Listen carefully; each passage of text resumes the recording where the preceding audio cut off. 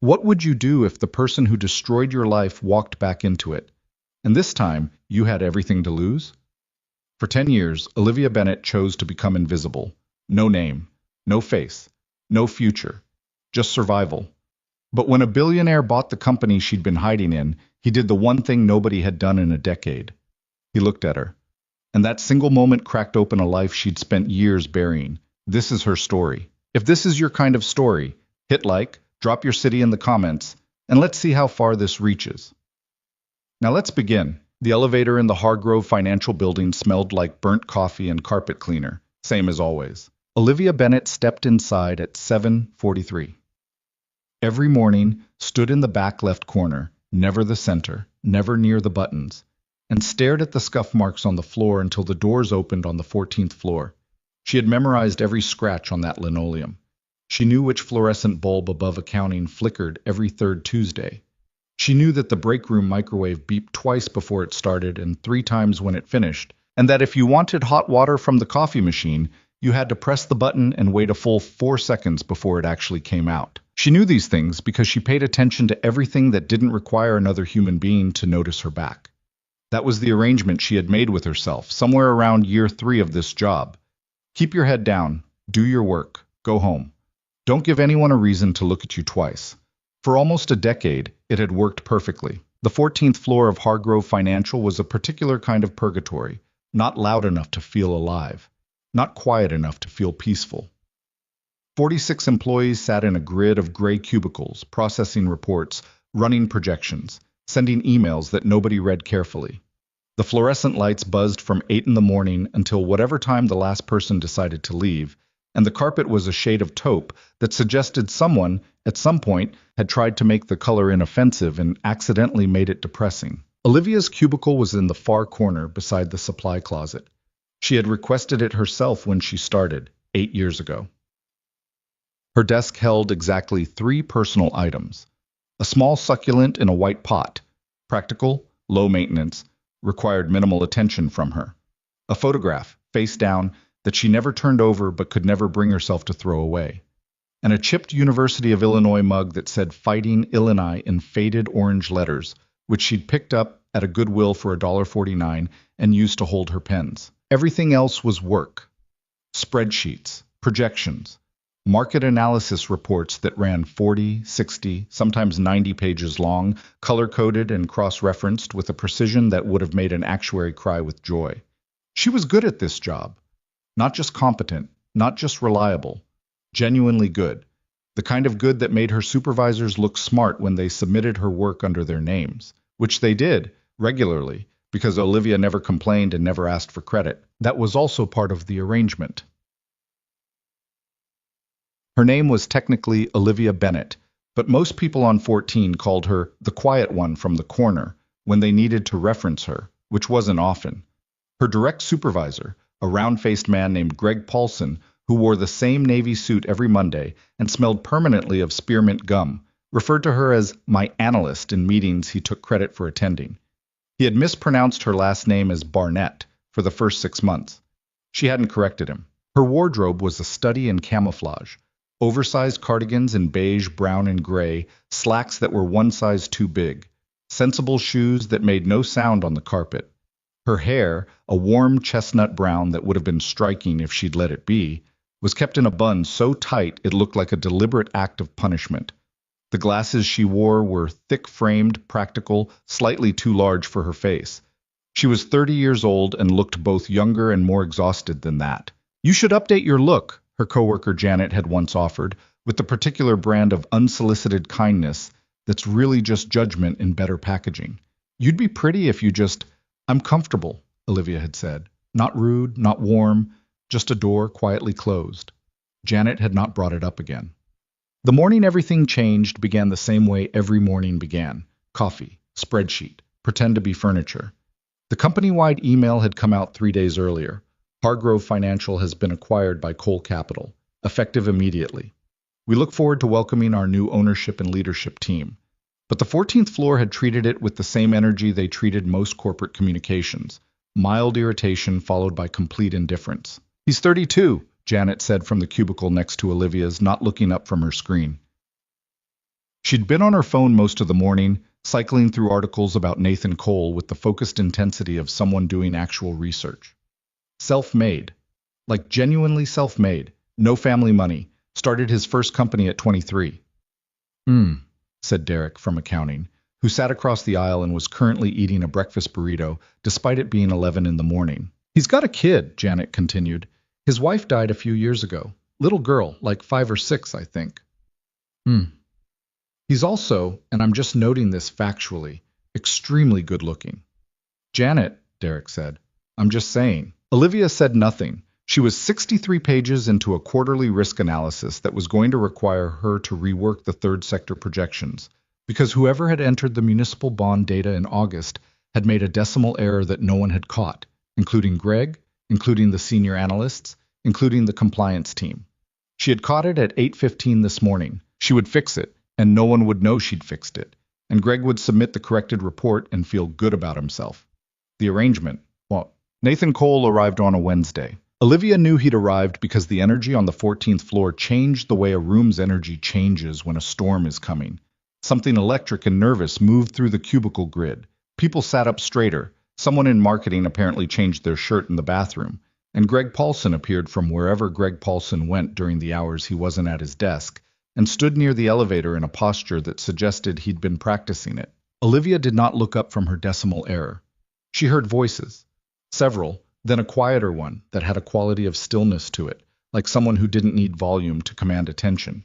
She heard Greg laughing too loudly at something. She heard Janet whisper, "Oh wow," to herself, which was the kind of thing Janet said when something genuinely surprised her. She fixed the decimal. She moved on to page 64. The voices got closer. "Restructuring decisions until we've actually met everyone, not just leadership," the quieter voice was saying. It had a low, even quality, the kind of voice that didn't rush itself. "I want floor-by-floor briefings. Actual employees, not just the managers." Greg laughed again, slightly less confidently this time. Of course, though I'm not sure there's much to see down here. Most of the heavy lifting happens on 18. Then we'll do 18 after we do 14. Footsteps. Closer now." Olivia turned a page. She was aware, on some background level, that people were looking up from their screens and straightening their spines as the group moved through the floor. Greg leading, flanked by 2 men in suits who had the specific posture of people whose job it was to stand near important people. And behind them, the quiet voice. She kept her eyes on the report. Page 65. Municipal Bond Subcategory C. Revised projection following decimal correction. Excuse me. She looked up. Nathan Cole was not what she'd expected, which was strange because she hadn't expected anything. She hadn't let herself. I was tall, which the internet had not mentioned, with dark hair that had the look of someone who ran a hand through it regularly and didn't much care after that. His suit was good, clearly expensive, the kind of fit that required actual tailoring rather than off-the-rack luck. But he wore it like he'd forgotten he had it on. There was a slight looseness to his tie. His shoes were immaculate, but the left one had a tiny scuff near the toe that no one had caught. She noticed the scuff. She noticed everything, always. He was looking directly at her, which was uncomfortable, and he had the kind of eyes that didn't glance, that they landed, stayed, like he'd decided to pay attention to her specifically and wasn't in a rush about it. "Sorry to interrupt," he said. It didn't sound like a corporate apology. It sounded like he actually meant it. "Nathan Cole." He held out his hand. Olivia looked at it for a beat too long, then shook it. "Olivia Bennett," she said. "Financial analysis." "What are you working on?" The question surprised her. Not "who's your supervisor?" or "how long have you been here?" Those were the questions people in his position asked, because they were safe and easy and didn't require actual listening. "Quarterly risk assessment for the third sector portfolio," she said carefully. There was a decimal entry error in the August municipal bond data that propagated through about 40 pages of projections. I'm correcting it. Something shifted in his expression. Not dramatically, just a small recalibration, like a compass needle finding north. "How long has the error been in there?" "Since August." He paused. "How many quarterly reports has it affected?" 2. This would be the third." "And no one caught it?" She held his gaze. "I caught it this morning," she said. A silence. Behind Nathan, she could see Greg Paulson's expression doing something complicated and unpleasant. Nathan Cole looked at the stack of reports on her desk, then at her screen, then back at her. How long will the correction take you? I'll have a clean version by end of day. Send it directly to my office, he said. Not through, he paused. Just directly. He said it without drama, without any visible intention to embarrass Greg, who was standing 4 feet away. But the message was clear, and everyone in earshot caught it. Okay, Olivia said. He nodded, started to turn, then stopped. You've been here how long? 8 years. Another pause, longer this time. I'll want to schedule time to talk through your work, he said. Properly. Not a walkthrough. I mean, a real conversation. She didn't know what to say to that, so she said, Sure. He left. She turned back to page 65. Her hands were very steady. She was proud of that. She was the last person in the office that night. The floor had emptied out around 6:30. Even Greg, who'd hovered near her cubicle for an uncomfortable 20 minutes making noises about team credit and collaborative processes before giving up and getting his coat. The overhead fluorescents hummed in the emptiness. The cleaning crew came through at 7, nodded at her. She knew their names, both of them, which they'd seemed surprised by the first time, and moved on. She finished the corrected report at 8:14. She stared at the email compose window for a while. 2 N. Cole. Subject, corrected, Q3 risk assessment. She typed it, deleted it, typed it again. Stop being ridiculous, she told herself. She hit send. She put on her coat, a dark green parka from a thrift store, slightly too large, perfectly warm, and took the elevator down alone. Outside, Chicago was doing what Chicago did in late October. The wind came off the lake like a personal attack, and the streets had that particular grayness that came before the first real cold. She walked the 4 blocks to the bus stop with her hands in her pockets and her eyes on the sidewalk. Somewhere, in the building she'd just left, there were probably a dozen people her age at dinners and bars, and the kinds of places where people her age did things. She knew this the way you know something you've stopped trying to feel anything about. She caught the 147 North, sat by the window, watched the city move past. What? Her apartment was a 1-bedroom in Edgewater, 3rd floor, radiator heat that worked about 70% of the time, view of the alley. She paid $940 a month, which was below market rate because the landlord, a 73-year-old man named Victor, who lived on the 1st floor, liked that she was quiet and always paid on the 1st. She'd been there 5 years. The apartment was clean in the way that spaces get when someone spends very little time actually living in them. Functional furniture, no art on the walls, a bookshelf so overloaded it had started to bow slightly in the middle. Her kitchen had exactly the ingredients for the 12 meals she rotated through on a 2-week schedule, because she'd discovered, at some point in her mid-20s, that having to think about what to eat was energy she couldn't afford. She made pasta. She ate it standing at the counter because the table was covered in the side project she'd been working on for 3 months. Her own independent market analysis, a 60-page theoretical restructuring proposal for exactly the kind of mid-cap financial services company she worked for, cross-referenced and color-coded, that no one had asked for and no one would ever see. She did it because her brain needed somewhere to go. She sat on the couch with the pasta and the television on low, a nature documentary she wasn't watching, and thought about Nathan Cole's eyes landing on hers and not moving. She thought about how that had felt. Dangerous, she thought. That's what that felt like. She knew exactly what happened when someone looked at you and saw something they wanted to keep. She turned off the television and went to bed. The thing about disappearing was that it required constant, exhausting maintenance. Olivia had gotten good at it over the years, the same way you got good at anything you practiced daily, but it wasn't a natural state. It required active work, the downcast eyes, the unremarkable clothes.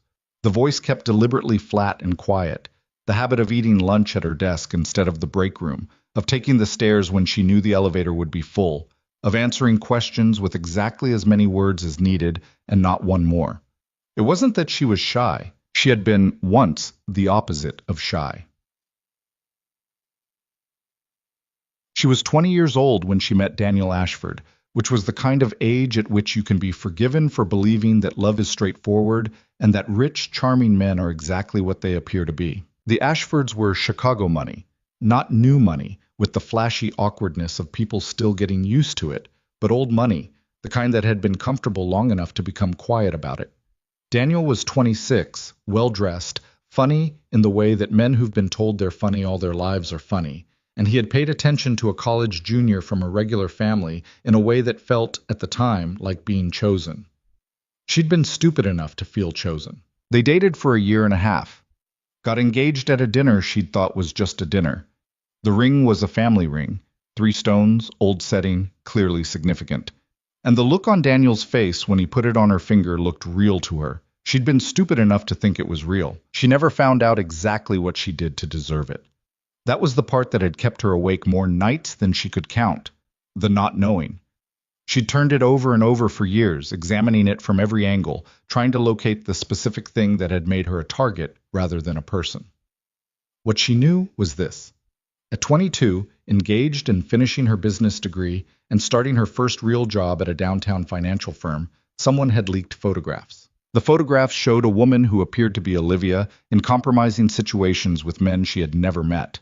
The quality was convincing, good enough to make people pause before deciding it wasn't real, which was all it needed to be. Within 72 hours, the images were on the boards that powerful men used to destroy women they found inconvenient.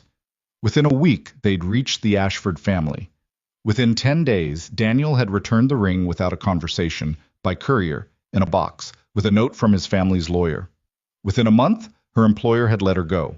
Performance concerns, they'd said, and no one had made eye contact. Her mother had called and said, in the careful voice of someone trying very hard not to say what they were thinking, "Olivia, I just hope you understand what this looks like."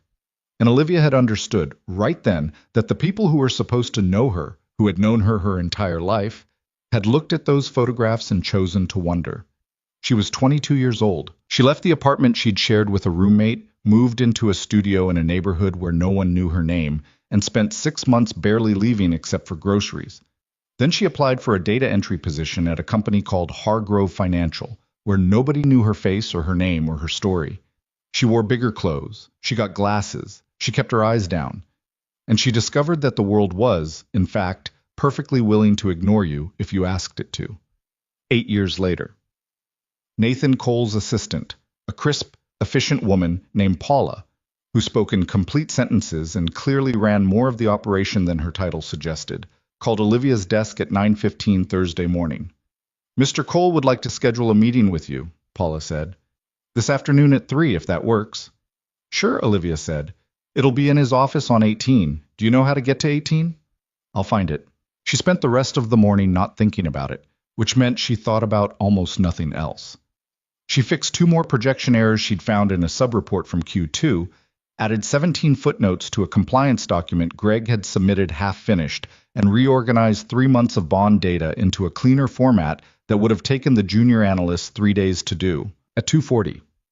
She went to the bathroom, looked at herself in the mirror for a longer time than she usually allowed herself to, and then looked away. She went up to 18. The 18th floor was a different building. Not literally. Same carpet, same fluorescence, but the energy was different in the particular way that executive floors were different, which was to say that the anxiety up here was better dressed. The assistant desks were staffed by people who moved with purpose. The glass-walled offices held people who held phones like they needed them. Paula met her near the elevator and walked her to the corner office, knocked twice, and opened the door. Nathan Cole was on the phone, standing by the window. Chicago stretching behind him in the gray October afternoon. The lake visible as a strip of darker gray at the far edge of the skyline. He turned when she came in and held up one finger. 1 minute. She sat in the chair across from the desk, put her hands on her knees, and looked at the books on the shelf to the left. Actual books, not display books. Spines cracked. Some of them turned sideways where they'd been stacked horizontally. A coffee mug leaving a ring on the corner of the desk.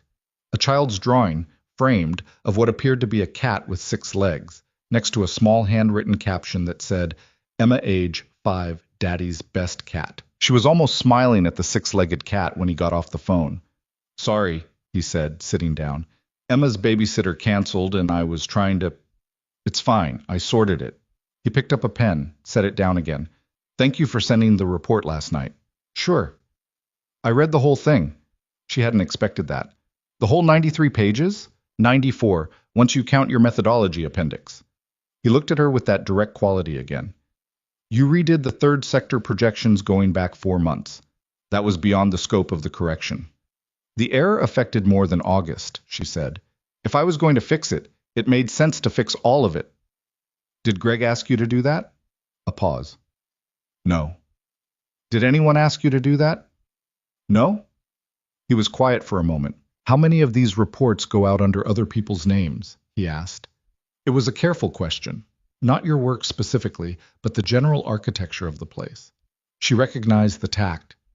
I don't know what you mean, she said. I think you do. Another pause, longer this time. I do my job, she said. The rest isn't my business. Okay.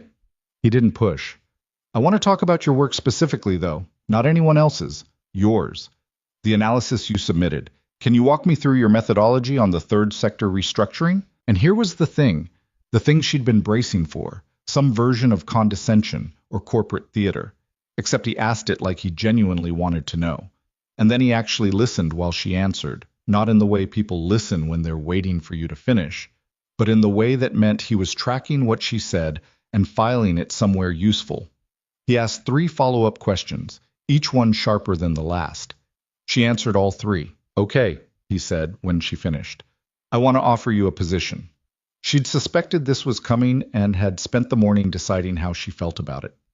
Senior financial analyst, he said, with direct reporting to my office. It would mean a significant increase in visibility, your name on the reports, representation in strategy meetings, the whole thing. Visibility. That word sat in her chest like a stone. I need time to think about it, she said. He nodded. That was it. Just a nod, no pressure, no salesperson energy. There's no rush, he said. She stood to leave. At the door, she stopped herself from asking the question for 3 full seconds, and then asked it anyway. The child's drawing, she said. Is that your daughter? Something changed in his face, not dramatically, just a softening around the edges that happened fast and then settled. Emma, he said. She's 6. She's convinced that all cats should have more legs because then they could run faster. She's been lobbying for this position for about 4 months. Has she made any progress? She convinced me that she had a strong structural argument, he said. I'm still reviewing the evidence. Olivia was smiling before she caught herself. The report, she said. I'll think about the position. Take your time. She walked back to the elevator. Her heart was doing something unfamiliar and inconvenient. She did not take the position. She asked for 2 more days to think, which became a week, which became her sending Paula a carefully worded email saying that she was grateful for the consideration, but preferred to remain in her current role at this time. Paula replied, Understood. Mr. Cole would still like your analysis input on the restructuring if you're open to it. No pressure. No pressure. She stared at those 2 words for a long time. Greg stopped by her cubicle that same afternoon with the specific energy of a man who had heard something and was trying to determine how much of a threat it was. Heard you had a meeting upstairs, he said, in the tone that pretended to be casual. Quarterly report follow-up, she said. Right. He lingered. If there's anything going on there, anything that affects the team, you know you can always come to me first as the team lead. Sure, Greg. He left. She watched him go. Team lead, she thought. Sure. Itung. Nathan Cole began stopping by the 14th floor. Not every day, maybe twice a week, sometimes once, and always with a reason. He needed data from a specific report. He had a question about a methodology. He wanted a second look at a projection figure that didn't match another document. The questions were legitimate. She checked. But he also, each time, spent a few extra minutes just talking. Not the performative small talk of corporate interaction, but actual talking. He asked her once what she thought about the proposed bond market restructuring that had been in the news. She told him carefully, then realized she'd been going for 3 minutes and stopped. Keep going, he said. She kept going. He asked her once, in the break room where she'd been eating lunch at 7:30 because she'd worked through noon, whether she ever actually left the building before sunset. Sometimes, she said. When? Weekends. He laughed. It was a real laugh. Not the networking kind, but the kind that surprised him slightly. Like her answer had been funnier than he'd expected. She liked that laugh more than she was comfortable with. The family event was a mistake. That was what she told herself afterward. A mistake, a lapse, a failure of the careful maintenance required to stay invisible.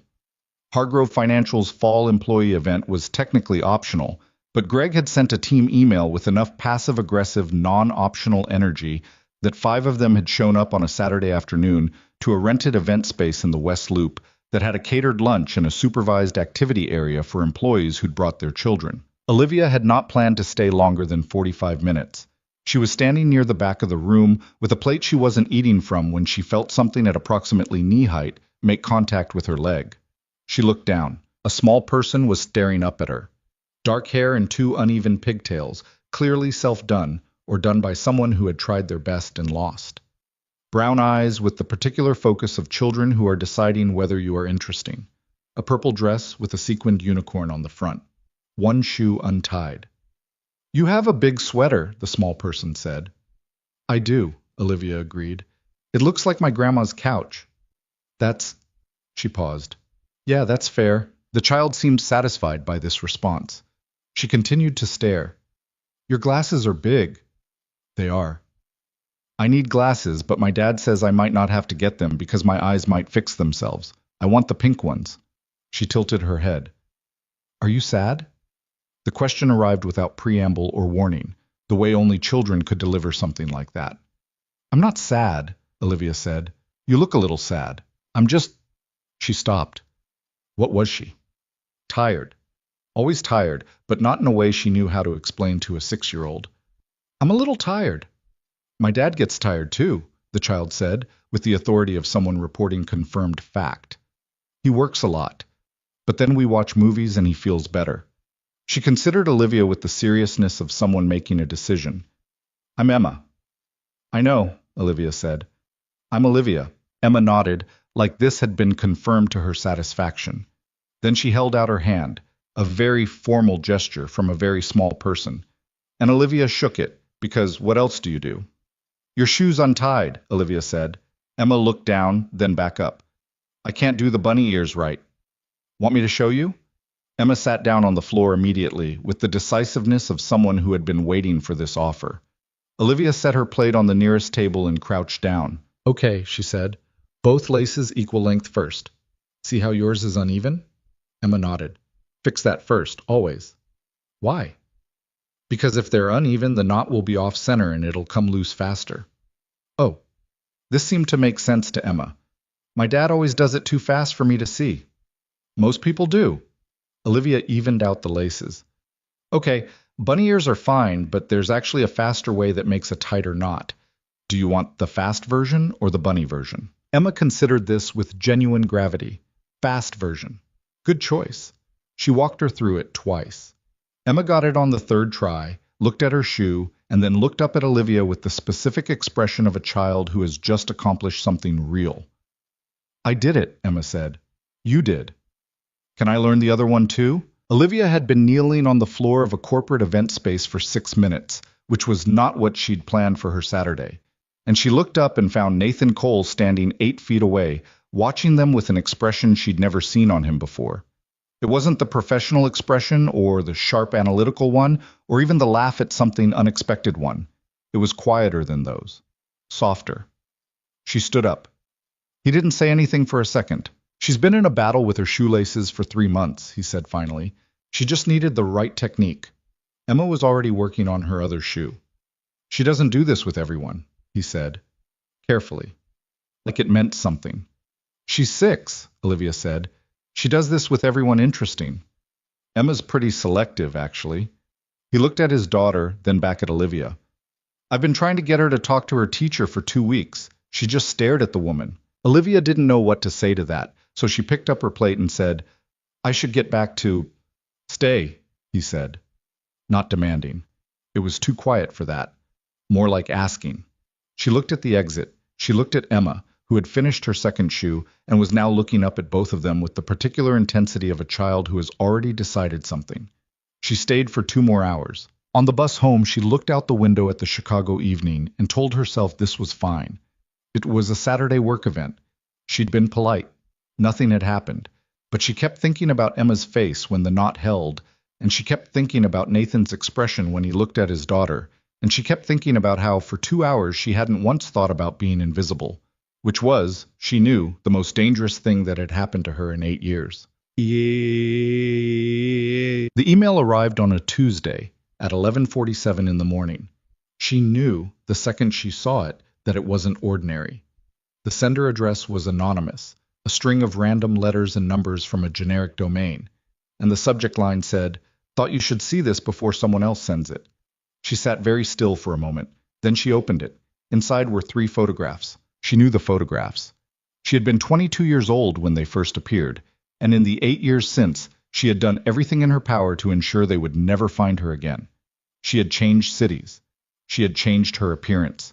She had made herself small and gray and forgettable, and she had spent 8 years being exactly those things. The body of the email was brief.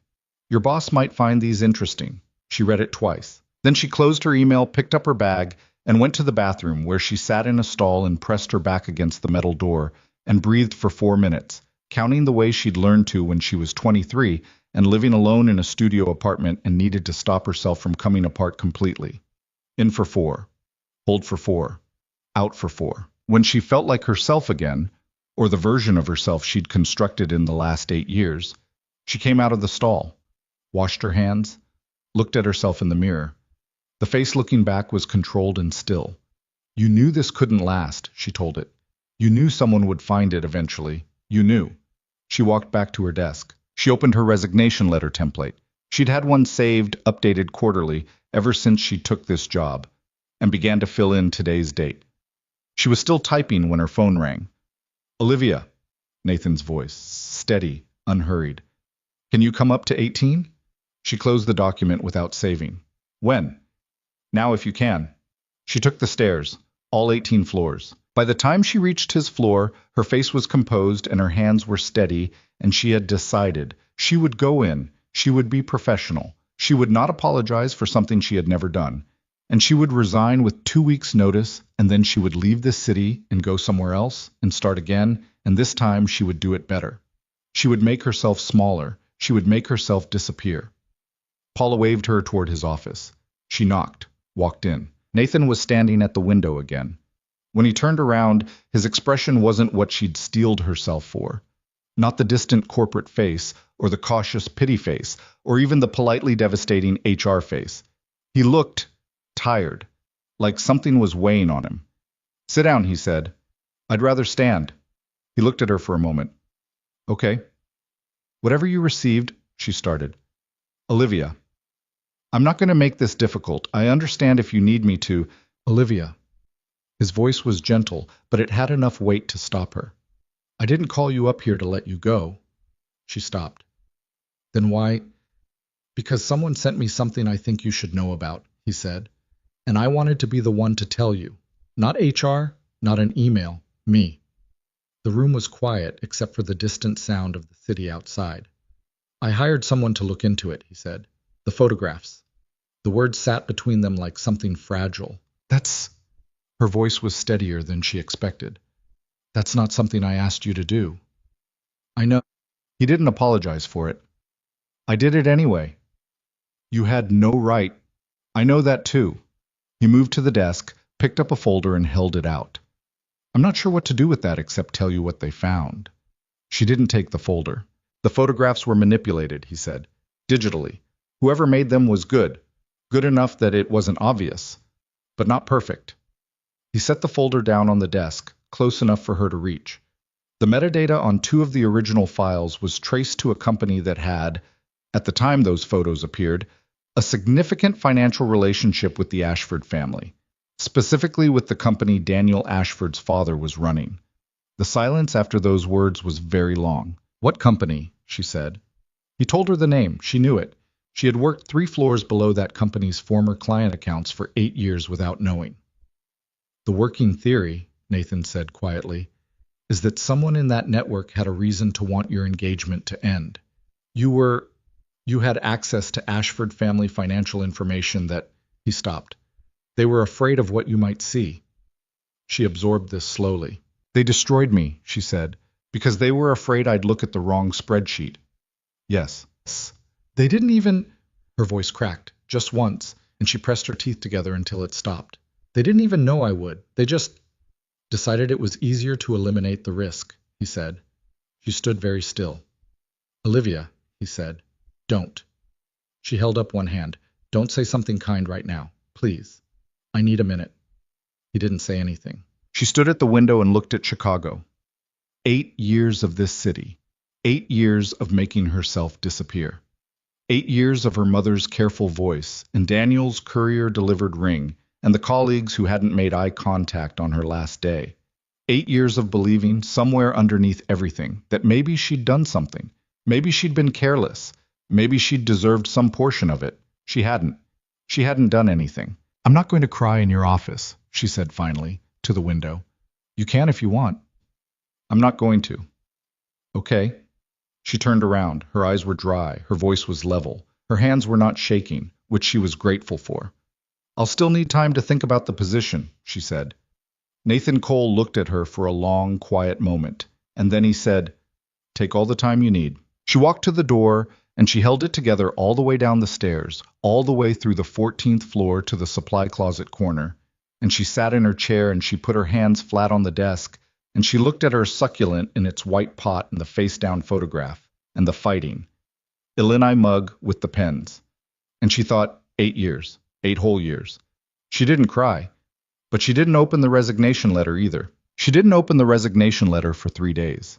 It sat in her drafts folder like a loaded question. Subject line blank, body text half finished, the cursor blinking in the space where she'd stopped typing. Every morning she opened her laptop, saw it sitting there, and closed it again. Not a decision, exactly. More like a postponement. One more day, just one more. The corrected quarterly report had gone out under her name. That was the first thing she noticed on Wednesday morning when the finalized document landed in the company-wide distribution. Not Greg's name in the author field, not Hargrove Financial Analysis Team, but Olivia Bennett, Senior Financial Analyst, acting. She stared at it for a long time. Greg appeared at her cubicle by 9. "Just so you know," he said, in the voice he used when he was angry but had decided to perform reasonableness. That title designation was put in by Nathan's office. "I wasn't consulted." "Okay," she said. "I'm not saying it's a problem. I'm just saying I wasn't consulted." "Okay, Greg." He lingered for another few seconds, which was what he did when he wanted someone to ask him to elaborate, then left when she didn't. She looked at her name in the author field again. Olivia Bennett. Just sitting there, public, on a document that would go to board members and senior leadership and clients and anybody who requested it. Her first instinct was to ask someone to change it. Her second instinct, quieter, newer, something she'd been afraid to let herself have, was to leave it alone. She left it alone. That afternoon, she got a calendar invitation from Paula. Standing meeting, Thursdays 2 p.m., Nathan Cole's office, financial strategy review. She accepted it before she could think too hard about whether she should. This was how it started, not with any single dramatic moment, but with small decisions accumulating like sediment. Her name on a document, a meeting accepted, a lunch break actually taken in the break room instead of at her desk. Nathan never mentioned what he'd told her in his office about the photographs. He didn't bring it up the following Thursday when she came upstairs and they spent 90 minutes going through the proposed restructuring of the company's mid-tier portfolio, and he didn't bring it up the Thursday after that. He simply behaved like someone who had filed the information away and was now waiting for her to do something with it on her own timeline. She found this more disorienting than anything else he could have done. Their Thursday meeting settled into a rhythm that felt, after the third week, almost normal. She'd come up at 2 with her laptop, and whatever she'd been working on, he'd have coffee already made. Black for him, and he'd started keeping a box of English breakfast tea because she'd mentioned once offhandedly that she didn't like coffee, which she'd thought he hadn't registered. They'd work through whatever she'd brought. He'd ask questions she had to actually think about, and then somewhere around 3:30, they'd end up talking about something adjacent to work. A market trend. An article one of them had read. A policy decision that was making its way through the financial news cycle. Once she arrived and found him on the phone, clearly in the middle of something complicated, waving her to the chair with an apologetic look. She sat down and started reading through her own materials, and he finished the call 8 minutes later and said, without preamble, "Sorry, Emma's preschool called.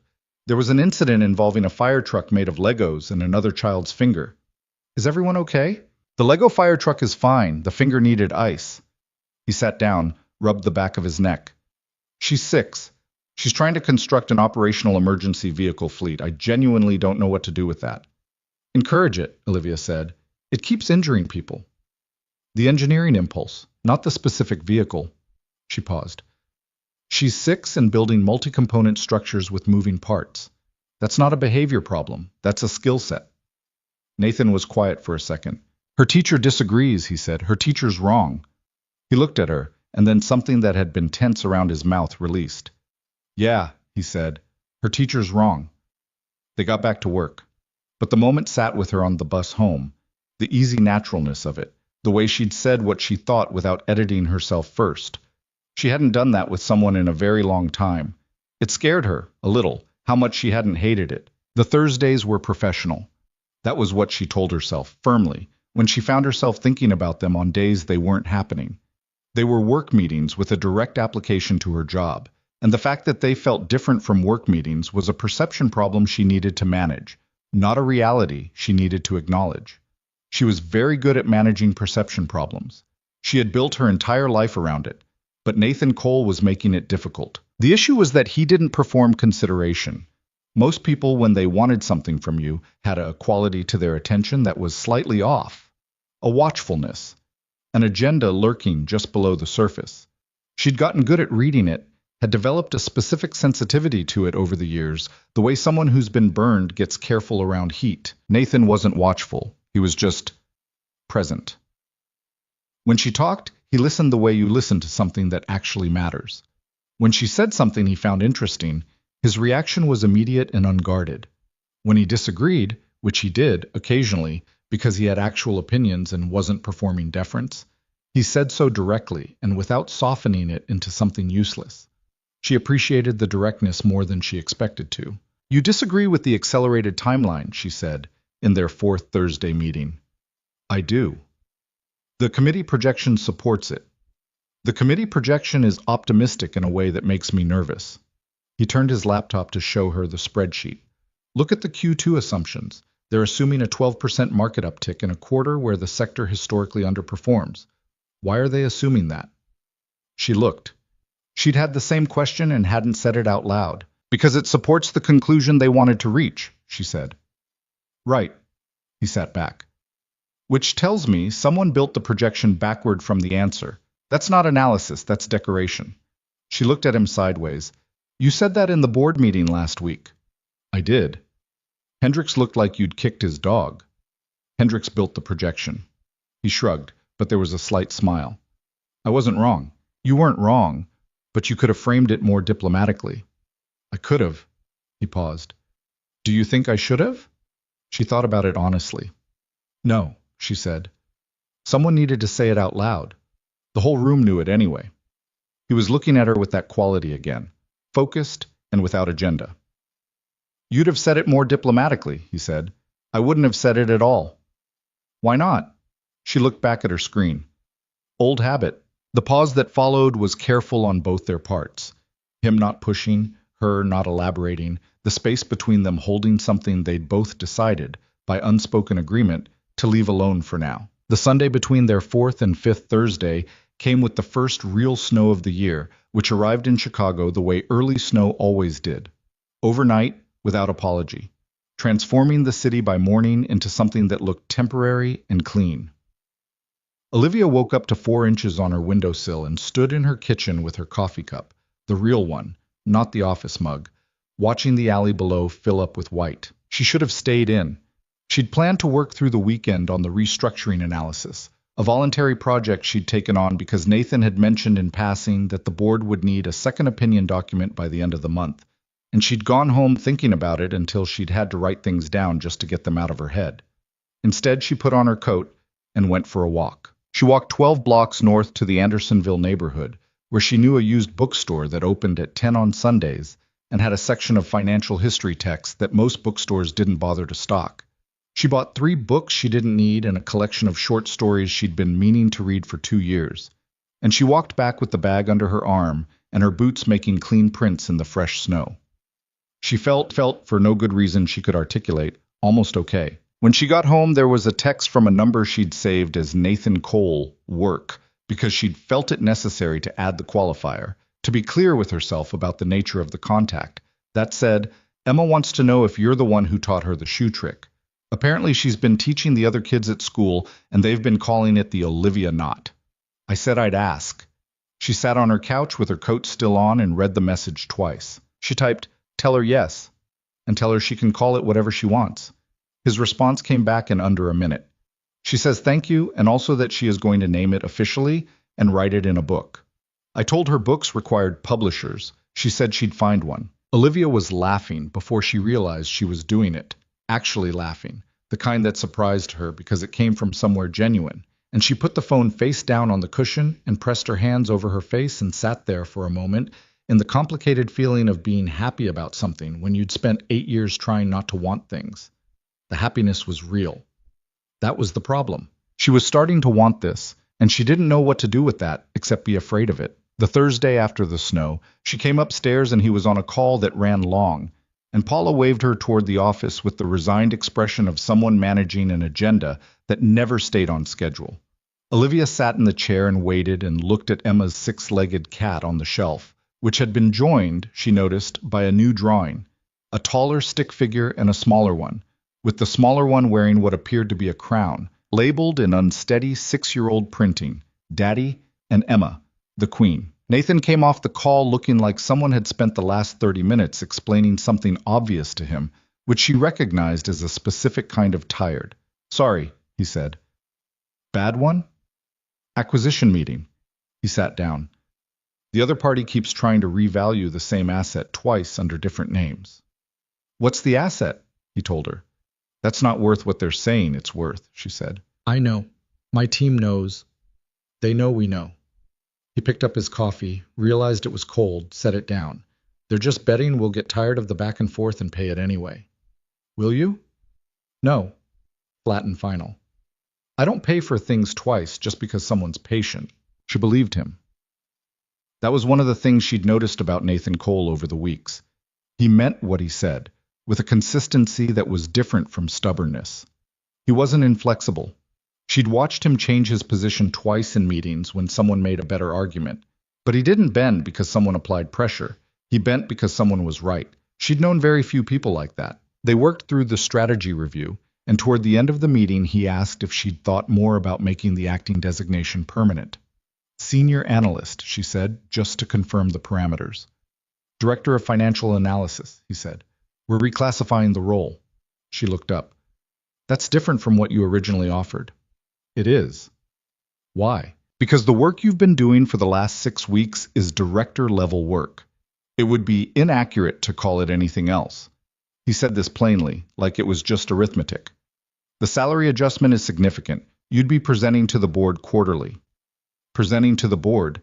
She heard the words and felt them land in a part of her chest that had been trained for years to receive things like this with immediate refusal. "Nathan," she said, "you don't have to decide right now. I know." She pressed her hands flat on her knees. "Can I ask you something?" "Yes." "Why does it matter to you, whether my name's on the work, whether I'm visible in the structure?" She tried to keep her voice clinical, analytical, like it was a business question. "You could run the same operation with me in the same role I'm in now. The output would be identical." He was quiet for a moment. "Because the output wouldn't be identical," he said finally, "because you'd still be invisible. And the company would be lying about who's actually doing the work. That's a business argument. It's also a different argument." He leaned forward slightly. "You're good at this. Better than half the people above you in this building. And you know that because you're not an idiot, and it has to—" He stopped, started again, more carefully. "It has to cost something to be good at something and have someone else take credit for it. Every day. For years." She kept her face still. "I manage," she said. "I'm sure you do." He didn't say it unkindly. "I'm asking if you want to keep managing, or if you want something different." The question was too direct. She wasn't ready for it to be that direct. "I'll think about it," she said. She thought about it on the bus home. She thought about it during dinner, standing at her counter. And she thought about it at 2 a.m. when she couldn't sleep and went to sit on her couch in the dark with her hands wrapped around a cup of tea gone cold. She thought about what it would mean to have her name somewhere public and permanent. She thought about the photographs and the anonymous email, still sitting in her deleted folder, and whether the person who'd sent it to Nathan had been satisfied with the silence or was waiting for the right moment to do more. She thought about Emma's drawing on the shelf. Daddy and Emma, the Queen. She thought about how, for 8 years, she had kept herself safe by staying small. And she thought about how safe, lately, had started to feel less like protection and more like a cell she'd gotten used to. She didn't sleep well. 2 days later, she emailed Paula. Please tell Mr. Cole I'd like to accept the director position, effective the start of next month, on the condition that we discuss the transition timeline and reporting structure first. Paula replied within 10 minutes. Thursday's meeting will work. He says, and I'm quoting directly here, good, just good. She stared at that for a while, then turned back to her spreadsheet. The transition was not smooth, because transitions involving other people's egos rarely are. Greg Paulson took the news with the particular expression of a man who had been expecting it for 3 weeks, and had spent that time preparing not to show how much it bothered him, which meant he was visibly bothered from the first moment. Congratulations, he said, in a tone that managed to contain both the word and its opposite simultaneously. Thank you, Greg. It's a big jump, Director. He picked up a pen from her old desk, looked at it, set it back down. You sure you're ready for the exposure, board presentations, media-facing stuff? I'll manage, she said, which was the same thing she'd said to Nathan, except this time she meant it differently. She moved her things to the new office on the 15th floor on a Friday afternoon. It wasn't a large office. It had a window, which felt significant, and a door that closed, and enough space for her to set up her monitors the way she wanted. She put the succulent on the windowsill. She put the Fighting Illini mug on the desk. She left the face-down photograph in the box. She wasn't sure why she'd brought it at all. The first board presentation was in the second week of November. 17 people in a glass-walled conference room on the top floor, the kind of space designed to make you aware of your own heartbeat. She'd prepared for 3 days, rehearsed the verbal portions in her apartment with the door closed, rebuilt her slide deck twice. Nathan was in the room, but he didn't sit at the head of the table. He sat to one side with his usual notepad and gave her the floor without ceremony. She presented for 41 minutes. Hendricks, who'd been running financial analysis presentations at Hargrove for 11 years, asked 3-pointed questions during the Q&A that were designed more to establish his own expertise than to interrogate her data. She answered all 3 and then, on the third one, politely dismantled the assumption behind the question before addressing it, which caused Nathan to make a small note on his pad and caused Hendricks to clear his throat. After the room cleared, Paula caught her in the hallway and said quietly, "That was the best board presentation I've seen in 4 years at this company. And I've seen a lot of bad ones." Olivia blinked. "Thank you." "I'm not flattering you. I'm a very poor flatterer." Paula was already walking. "Thursday's meeting time is moving to 3, by the way. Emma has a school thing at 2:30. Olivia was still processing the fact that Nathan had apparently mentioned his daughter's schedule to his executive assistant in the context of adjusting her work meeting, which was a small, strange thing that lodged itself in her chest without her permission. The board presentation got her a mention in the company's monthly internal newsletter. Her name, her photo. A LinkedIn headshot from years ago that someone had dug up and that she looked at for a long time before clicking away. And 3 sentences about the new direction of the financial analysis department. Her phone got 2 texts that day from numbers she didn't recognize, both congratulatory, clearly from people she'd worked with before in other contexts. She replied to both with brief thanks, and then spent an hour wondering how many people had found that newsletter. Her mother called that evening. Olivia almost didn't answer. She'd maintained a careful relationship with her mother for years. Dutiful phone calls on birthdays and major holidays, the occasional text, a visit at Christmas that both of them endured with polite effort. Her mother wasn't a bad person. She was someone who had made a decision in a crisis and had never been able to walk it back without admitting what it had cost. "I saw something about your company online," her mother said when she answered. "The newsletter. Your photo." A pause. "You look different." "I cut my hair." She hadn't particularly, but something had shifted in how she was carrying herself. And apparently it showed in a 4-year-old LinkedIn photo. "You look good," her mother said, and there was something effortful in how she said it, like a woman climbing toward a thing she couldn't quite reach. "Thank you. Are you—" Another pause. "Are you doing well?" "Really?" Olivia leaned against the window of her apartment, looking at the November city. "I'm getting there," she said.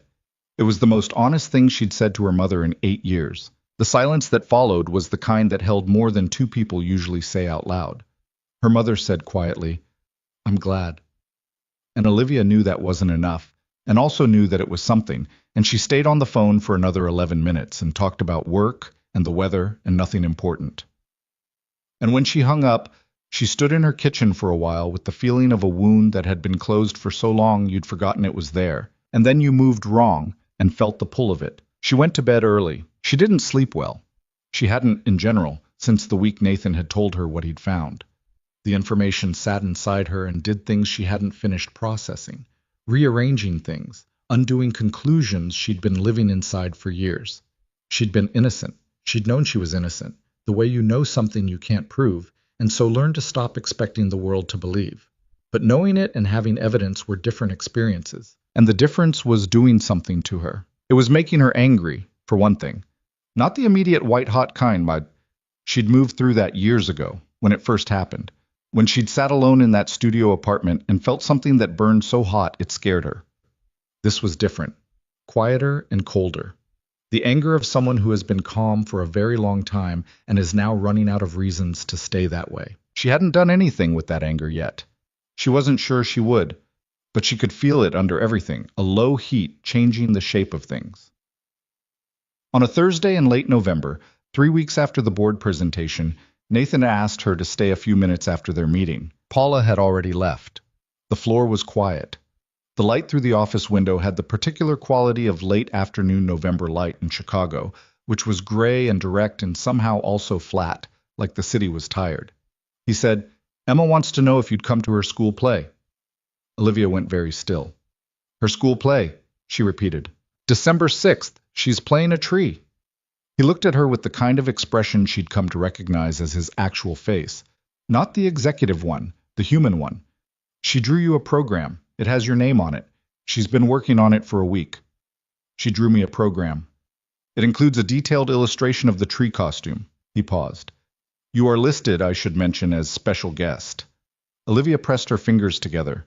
This was the thing she'd been trying not to look at directly. Not the Thursday meetings, not the texts about the shoelace knot, not the tea she found on the credenza of his office like someone had thought to stalk it. All of those were things she could categorize under professional relationship with human dimensions, which was a category that existed and was manageable. Emma was different. Emma was 6 years old and had decided Olivia was a person worth drawing programs for, and that was not something Olivia knew how to put in a professional category. "Nathan," she said. "You can say no," he said. "I told her you're busy. She accepts that you might be busy, but she wanted me to ask anyway because, and I quote, people who are busy can still come to important things if they want to." The 6-year-old logic of that was perfectly irrefutable. "She's not wrong," Olivia said. "She's frequently right," he said, with a quality in his voice that parents get when they're talking about their kids to someone who might actually care. "She gets it from somewhere I can't identify. It's not me." "Maybe it is you." He looked at her. "You're frequently right too," she said. "You're just more annoying about it." He laughed. The real one, the surprised one. She realized, been deliberately trying to make him laugh. That was a new thing. That was the thing she needed to examine later, alone, in her apartment, with sufficient distance. "I'll come to the play," she said. "Yeah?" "She drew me a program. That seems like the kind of effort you show up for." The quality that came into his face was not quite relief and not quite happiness. It was more complex than either of those, the way real emotions usually were. "She's going to be—" "I'll tell her," he said. "She'll be—" "Yeah." "The tree costume," Olivia said. "Is it a large tree or a small tree?" "It's ambitious," he said. "I've been told it required 2 cardboard boxes and a significant quantity of green felt. I'll prepare myself." She left his office and took the elevator down to 15. She sat at her desk in the office with the window and the succulent on the sill and the Fighting Illini mug full of pens, and she opened her laptop and tried to work. She read the same sentence 4 times. December 6th was 2 weeks away, and Emma Cole had drawn her a program with her name on it, and the impossible thing, the thing she'd been trying not to look at, was that she wanted to go. Not because she felt obligated, not because it was professionally useful, not because Nathan had asked.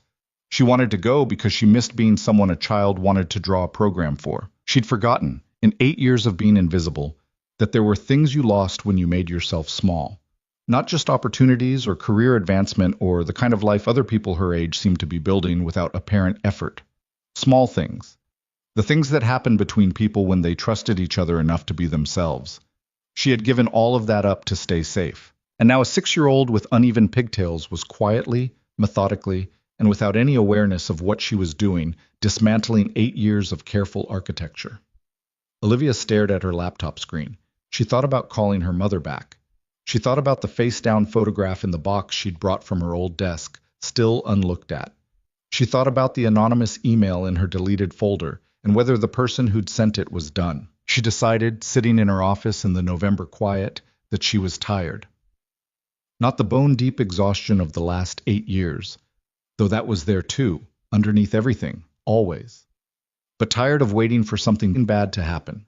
Tired of organizing her whole existence around the prevention of pain. Tired of choosing small. She turned the photograph over. She'd been 22 when it was taken. Her and Daniel at some event. She couldn't even remember which one now. Her in a blue dress she'd borrowed from a roommate, smiling the way you smile when you think you have everything figured out. She looked at the girl in the photograph for a long time. Then she put it back down. Not face down, just down. It was a small thing, one small thing.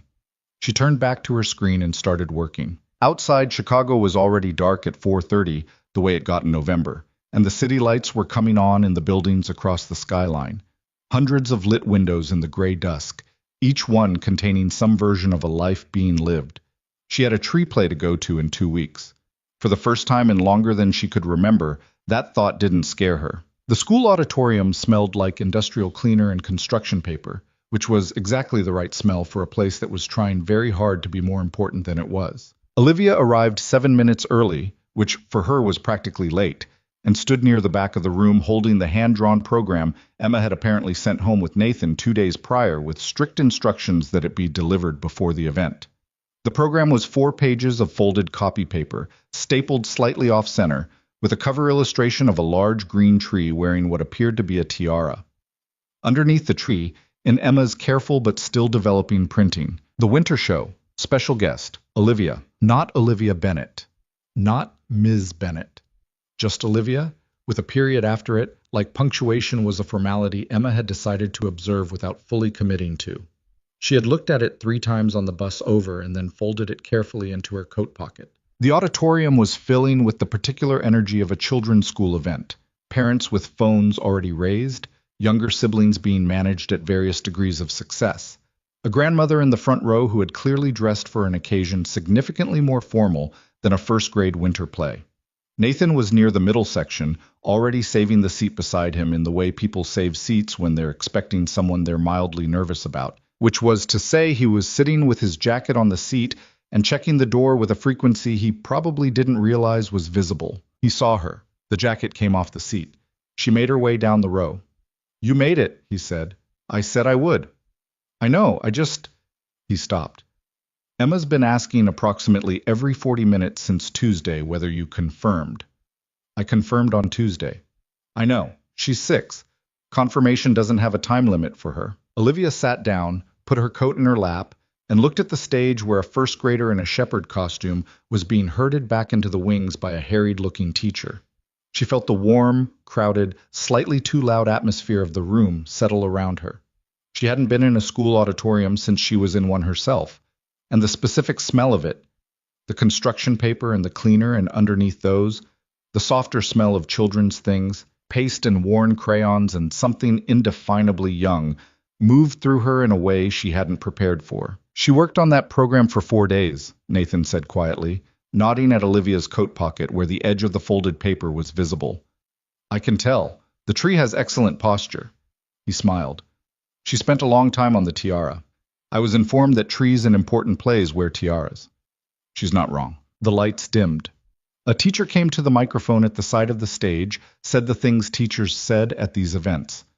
"Thank you for coming. Please silence your phones. The children have worked very hard." And then the curtains opened and 20 first graders arranged themselves on the stage with the collective determined focus of small people who have rehearsed something until it lived in their muscle memory. Emma was the third tree from the left. The costume was, as Nathan had suggested, ambitious. 2 cardboard boxes had been painted brown for the trunk, connected by what appeared to be a carefully cut hole so Emma could stand inside them. The leafy portion was constructed from layers of green felt attached to a wire frame that sat around her shoulders like a very enthusiastic collar, giving her a silhouette that was more sphere than tree, but communicated the essential idea with commitment. On top of the felt crown, a small silver tiara. Her face was visible above the trunk box, expression fixed in the particular concentration of a child who has been told not to wave at their parent in the audience and is working very hard to comply. She saw Olivia. The concentration broke for approximately 3 seconds, a flash of something so purely delighted that Olivia felt it like a hand pressing briefly against her sternum. Then Emma recovered, faced forward, and resumed her tree posture. Beside her, Olivia heard Nathan let out a breath. "She saw you," he said quietly, mostly to himself. "She held it together," Olivia said. "Strong focus for a 6-year-old. She's been practicing not waving." He paused. "She told me at breakfast she was worried about waving." The play was 23 minutes long, involved a plot about woodland creatures preparing for winter that Olivia couldn't entirely follow, but which seemed to hinge on whether a squirrel had gathered enough acorns and required the trees to stand very still for long stretches, while other children delivered their lines around them. Emma stood still with the focused sincerity of a professional. At one point, a child in a chipmunk costume bumped into her trunk box and nearly dislodged it, and Emma grabbed the box with both hands, steadied it, set her face back to neutral, and looked at no one as though nothing had happened. Olivia pressed her lips together to keep from laughing. Nathan made a small sound beside her that suggested he was doing the same thing. After the play, in the gymnasium where the school had set up a reception with juice boxes and store-bought cookies, Emma found them in approximately 4 seconds. She had removed the cardboard trunk but was still wearing the felt crown and the tiara, which she apparently had no intention of giving up. "You came," she said to Olivia, with the gravity of someone confirming an important fact. "I said I would." "I know, but sometimes adults say they will, and then they don't." Emma delivered this assessment without particular bitterness. Just the straightforward empirical reporting of a child who has cataloged human behavior and is sharing her findings. "That's fair," Olivia said. "I'm sorry that happens." "It's okay." Emma appeared to have moved past this. "Did you see me hold the box? When Marcus hit me?" "I saw. Good recovery." Emma nodded with satisfaction. "I practiced falling." She considered this. "I didn't fall, but I practiced in case." "That's the right approach." Emma looked at Olivia the way she had the first time, that direct, assessing look that saw more than most adults gave her credit for. "Are you my dad's friend?" The question arrived without warning and sat in the air waiting. "Yes," Olivia said after a... "He doesn't have that many friends," Emma said, matter-of-factly. "He has work people, and then Marcus's dad, Phil, who they watch football with sometimes. But Phil talks a lot about trucks." Nathan, who had been getting juice boxes from the table and was close enough to hear this, turned back with an expression that was somewhere between mortified and helpless. "Emma, it's true," Emma said. "It's not, I have friends." "Name them." A pause. "Phil?" "Phil is a truck's friend, not a real friend." Olivia was looking at the gymnasium floor, which was the only way she could keep her face straight. "I have work friends," Nathan said, with the dignity of a man who has lost control of the conversation and knows it. "Those are also not real friends," Emma said patiently. She looked back at Olivia. "You're different, though." "Different how?" Olivia asked. Emma thought about it seriously, pulling on a strand of her hair the way she did when she was working through something. "You don't talk to my dad like he's the boss. You talk to him like he's a person." Nathan said nothing. Olivia could feel him not saying anything beside her, which had a particular weight to it. "He is a person," Olivia said. "I know," Emma said, "but lots of people forget." The reception went another 20 minutes, and Emma moved between her parents and classmates with the social confidence of someone who had thoroughly decided where she stood on most things. Twice she came back to Olivia to report information, once to say that the squirrel boy had apologized for his acorn line delivery, which she felt could have been stronger, and once to show her a friendship bracelet she'd made in class that week. "You can have it," Emma said, holding it out. It was made of embroidery floss in purple and green, slightly uneven, the clasp a simple overhand knot. "Emma," Nathan started. "She doesn't have to—" "I want to," Emma said. She looked at Olivia. "If you want it." Olivia took the bracelet. She put it on her left wrist over her coat sleeve, where it sat slightly too loose but held. "Thank you," she said. Emma examined the result and appeared satisfied. She went back to her friends. Olivia stood in the gymnasium in the noise and the juice box smell and the felt crown energy of a first-grade winter play reception, and felt something she didn't have a clean word for, something that was not quite sadness and not quite happiness, but lived in the same neighborhood as both. On the walk to the parking lot, Emma between them holding both their hands because she'd decided that was the arrangement, Nathan said quietly, "Thank you for coming." "The program had my name on it," she said, hard to decline. "Still." He looked at her sideways, in the parking lot light. "It meant something." "I know," she said. And she did. Emma tugged their hands simultaneously. "Can we get hot chocolate?" "It's a school night," Nathan said. "It's 7 o'clock. That's why it's a school night. Hot chocolate doesn't have bedtime." Olivia looked at him. He looked at her. The situation was what it was. They got hot chocolate. She rode the bus home at 9:15 with the friendship bracelet on her wrist and the hand-drawn program in her coat pocket, and the memory of Emma's face when she'd seen her in the audience. And she looked out the window at the December Chicago streets and tried to figure out what she was feeling. She couldn't name it cleanly. That was the problem with real things. They didn't resolve into something you could file away and manage. They just stayed present, requiring you to keep sitting with them. She sat with it. The week after the play, something shifted between her and Nathan in a way that was gradual enough to be deniable and significant enough that she noticed. The Thursday meetings were the same structurally. Her data, his questions, the back and forth of two people who had figured out how to think alongside each other. But the quality of the space between the work had changed. Less professional buffer, less careful navigation around the fact that they were two people who had, over the course of 2 months, started to genuinely know each other. He told her, in the middle of a conversation about a bond analysis, that he'd been having trouble sleeping. "Emma woke up with a nightmare at 2, he said. "Which is fine, that's a normal thing, but then I couldn't get back down after." "What do you do?" she asked. "When you can't sleep?" "Walk around the apartment. Look at things." He paused. "I made coffee at 3:15, which was a mistake in retrospect." "I read," she said, "or I work, which is also a mistake in retrospect." "What were you working on at 2 in the morning?" "The February projections." He looked at her with an expression that was partially exasperated and partially something else. "Olivia." "I know." "You're going to I know." "The February projections are not due until February. Yes, I know. My brain doesn't care about due dates." He shook his head, but the something else in his expression didn't go away. She recognized it, that specific look. She'd cataloged it without meaning to over the weeks. It showed up when she said something unexpected, or when she held her ground on an analysis he'd questioned, or when she made him laugh by accident.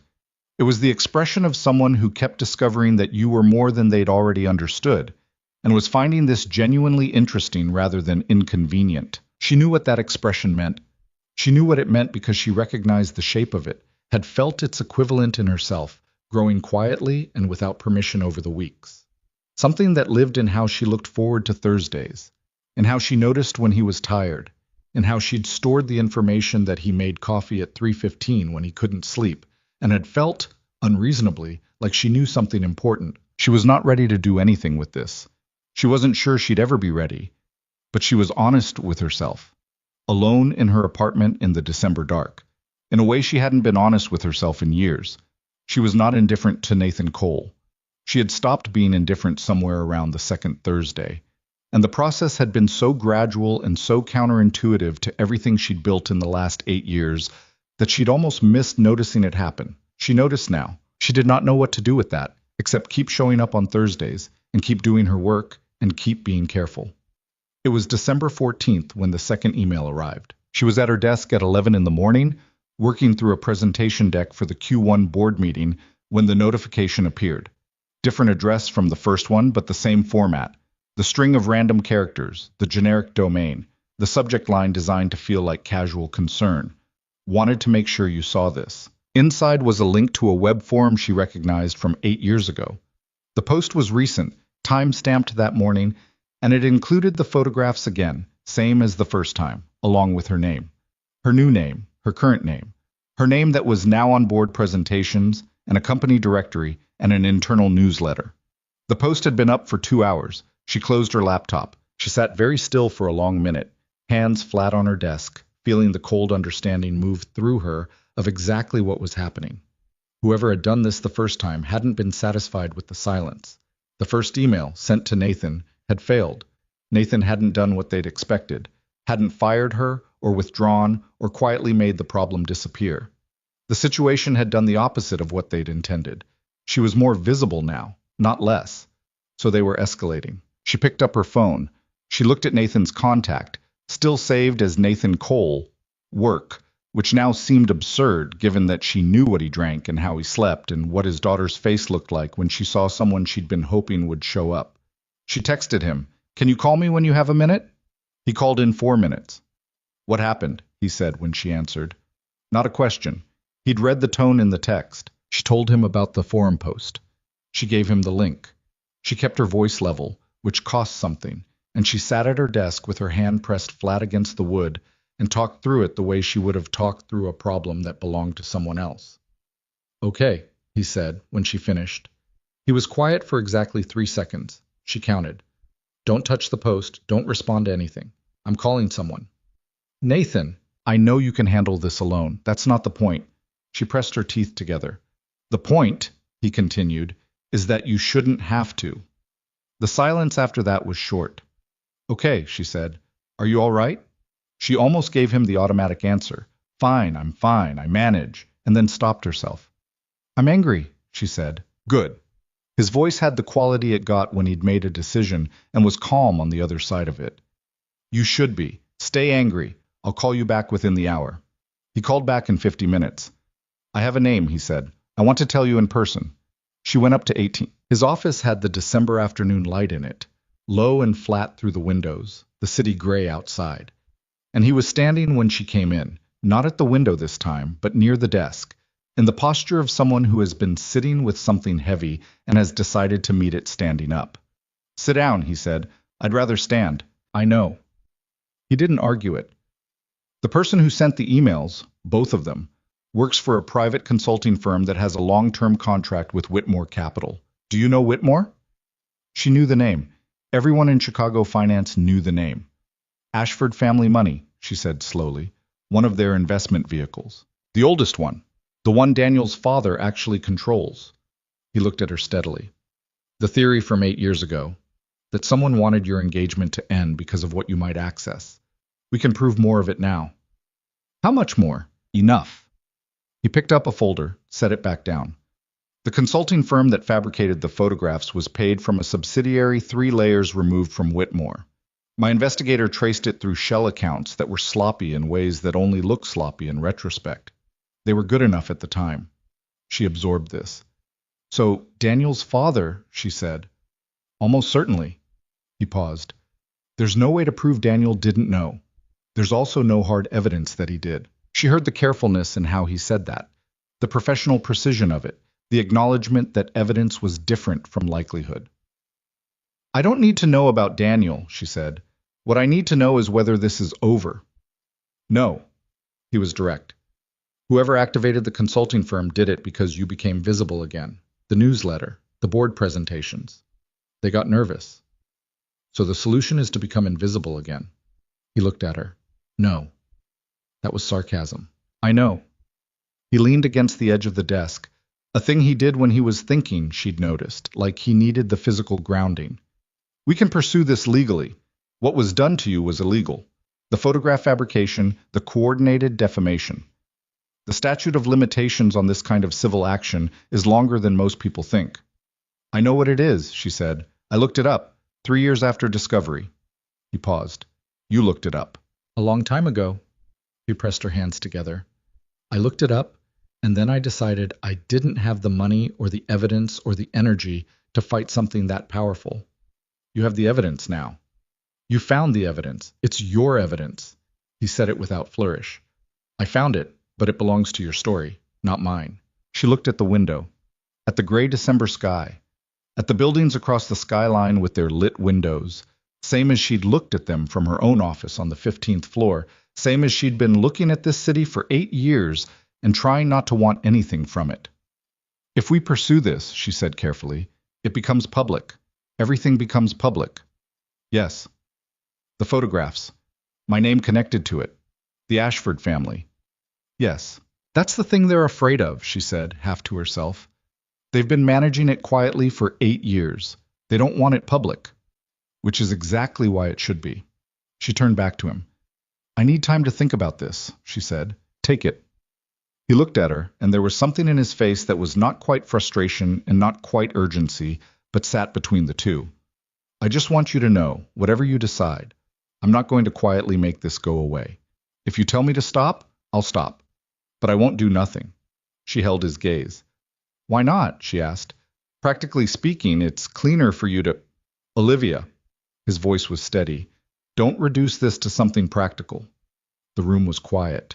She looked at him, really looked, in the way she'd been carefully not doing for weeks, because looking meant acknowledging what was there. He was tired, she could see that.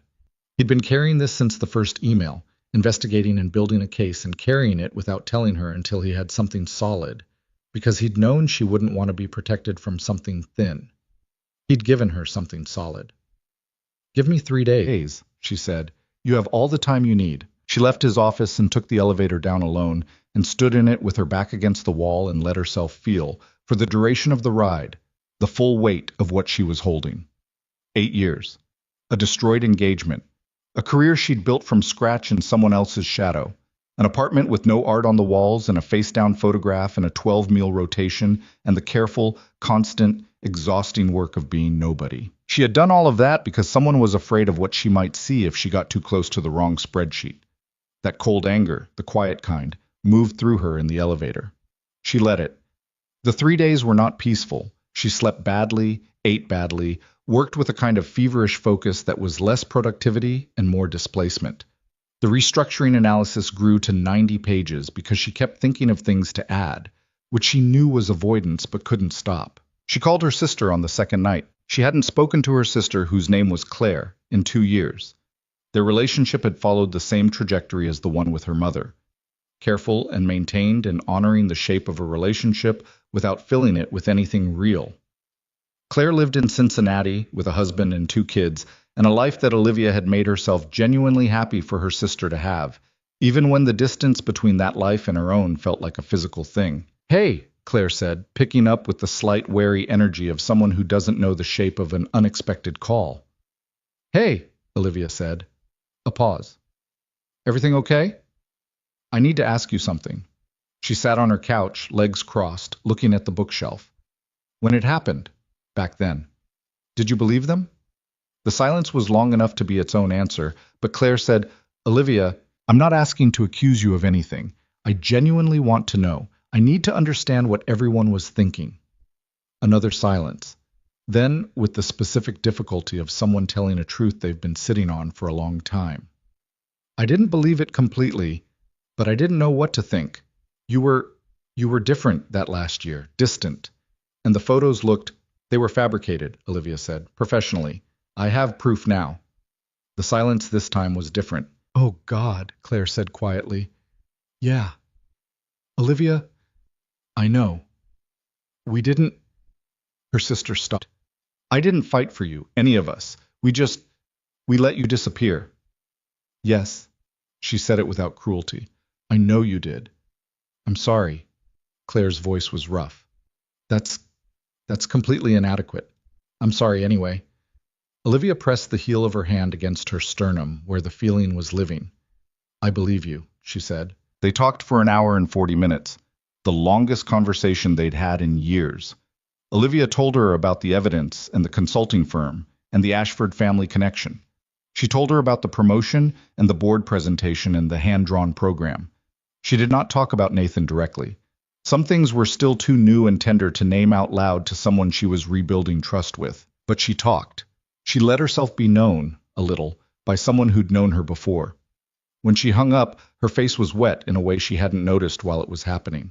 She wiped it with her sleeve and sat in the dark apartment for a while. Then she texted Nathan. I want to pursue it, all of it. I'll need a lawyer recommendation. He replied in 2 minutes. I'll have a name on your desk by morning. You don't have to do anything before you're ready. She looked at that for a long time. The next morning, she came to her office and found a handwritten note on her desk. Paula's handwriting, which was extremely good, writing someone else's words. Attorney, Margaret Chen, Harmon and Associates. She knows the details. She's expecting your call. Below that, in different handwriting, less formal, slightly rushed, the handwriting of someone who wrote notes the way they talked. You're not doing this alone. N. She folded the note, put it in her desk drawer. She called Margaret Chen. The conversation lasted 55 minutes, and by the end of it, Olivia understood two things clearly. The legal case was solid, and making it would be loud. Margaret used the word loud herself, without apology. This will be loud, Miss Bennett. The Ashford name generates attention. You should be prepared for it. I know, Olivia said. You're prepared? She thought about the girl in the photograph, the one in the borrowed blue dress at some event she couldn't even remember anymore. She thought about 8 years in a gray cubicle, making herself small. She thought about Emma's face in the auditorium, that flash of pure delight before the professional tree focus reasserted itself. I'm getting there, she said. She emailed Nathan after the call. Margaret was thorough. I'm going forward. She estimates 6 to 8 weeks before filing, pending document review. His response came back in under a minute. Let me know if you need anything. Then a minute after that, Emma wants to know if you're coming to her school's holiday cookie event on Friday. I told her you're busy. She would like to formally dispute that assessment. Olivia stared at that. She typed back. Tell her the dispute is noted and accepted. What time Friday? Then she put her phone down and turned back to her screen. Outside, the December sun was doing its minimal best against the Chicago gray, producing a quality of light that was thin and cold, and also, in its specific winter way, clear. The kind of clear that came from stripped trees and low sun and the absence of anything soft in the air, where everything that was there you could see exactly. No distortion, no flattering haze. She had been hiding for 8 years in weather that felt like this, and had somehow managed to convince herself she didn't mind the cold. She was starting to remember what it felt like to be warm. The Friday cookie event was in Emma's classroom, which was decorated with the enthusiasm of 21 first graders who had been given paper snowflakes and total creative freedom. Olivia arrived to find Emma stationed at a table near the window, surrounded by sprinkle containers, with the authority of someone who had been given jurisdiction over an important resource and intended to exercise it. You came, Emma said. I said I would. Last time you said that too, Emma said, transferring sprinkles onto a star-shaped cookie with the focus of a civil engineer. I'm keeping track. I'm glad, Olivia said. That seems like useful data. Emma handed her the cookie. You put them on. Olivia put on the sprinkles, following Emma's exacting instructions. Not too many, and don't mix the colors because the blue ones are for stars only. And found herself in a first-grade classroom at 3:15 on a Friday afternoon, surrounded by children and construction paper snowflakes and the smell of sugar, and felt, in a way that was almost embarrassing in its simplicity, completely present, not monitoring the exits, not rehearsing an excuse to leave, not calculating how visible she was or who might be looking, just there. Nathan was across the room talking to another parent, and she was aware of him the way she was always aware of him now, not anxiously, just as a fact of the space. And at some point he caught her eye over the chaos of the cookie table, and the expression on his face was the soft, complicated one she'd been trying not to look at directly for weeks. She looked at it. She let herself look. He looked back and neither of them said anything, because they were in a room full of 6-year-olds with sprinkles, and also because some things don't need words yet to be real. Emma pushed a second cookie into Olivia's hand. This one is for my dad. Can you bring it to him? It has a lot of sprinkles because he's been stressed. Olivia looked at the cookie, which did in fact have an exceptional quantity of blue sprinkles. How do you know he's been stressed? She asked. Emma looked at her with the expression she'd come to recognize as Emma's "this is obvious" face. He's my dad, Emma said. I know. Olivia walked across the room with the cookie. Nathan looked at it, then at her. Emma says you've been stressed, Olivia said. She wanted you to have this. It has a lot of blue sprinkles because apparently that helps. He took the cookie. He looked at it for a second. She's been watching me too closely, he said. She watches everything. You know that. Yeah. He broke a piece off the cookie, ate it, looked at the window. The legal thing. My attorney called Margaret to coordinate. It's moving fast. Is that a problem? No. He looked at her. It's right. It's just, I want to make sure you're ready. Not for the filing, but for what comes after it. The noise. Loud, she said. Margaret used the word loud. She's not wrong. I know. She looked at her own cookie. Green tree, no tiara, more restrained than the stars she'd decorated. I've been invisible for 8 years. Nathan, I think I can handle loud. He was looking at her in that way again. I think you can too, he said. I've thought that for a while. Emma appeared between them, tugging Olivia's sleeve. Do you want to see my cubby? I have a picture of my mom in it, and my Legos. The sentence arrived the way Emma's most significant sentences arrived. Without ceremony, slipped in between normal things, carrying 10 times its apparent weight. Olivia looked at Nathan, a quick involuntary check. His face was open, not tense.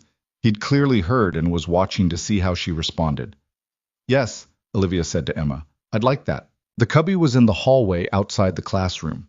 A small square wooden compartment with Emma's name written on a label in marker, decorated with a sticker of a cat that appeared to have been applied with some determination.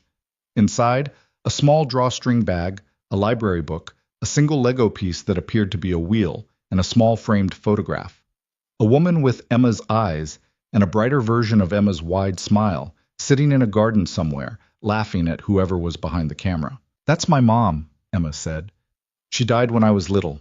I don't remember her, but my dad tells me about her, and he says she was really funny and liked dogs and was bad at cooking but tried anyway. Olivia crouched down to Emma's level, looking at the photograph. She looks like someone who laughed a lot, she said. That's what my dad says, too. Emma looked at the picture with the matter-of-fact tenderness of a child who has made peace with something by making it ordinary.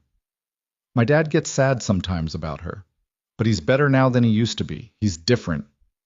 Different how? Emma considered, pulling the familiar strand of hair. He smiles more. At home. She looked at Olivia with the direct assessment. Since you came to my shoe. The shoelace moment. 4 months ago, in a company event room, Olivia crouching on the floor of a place she'd only gone to because Greg's email had enough passive aggression in it to make refusal complicated. Emma, she said carefully. I'm not saying it in a weird way, Emma said, with the dignity of a 6-year-old clarifying her position. I'm just saying what I noticed.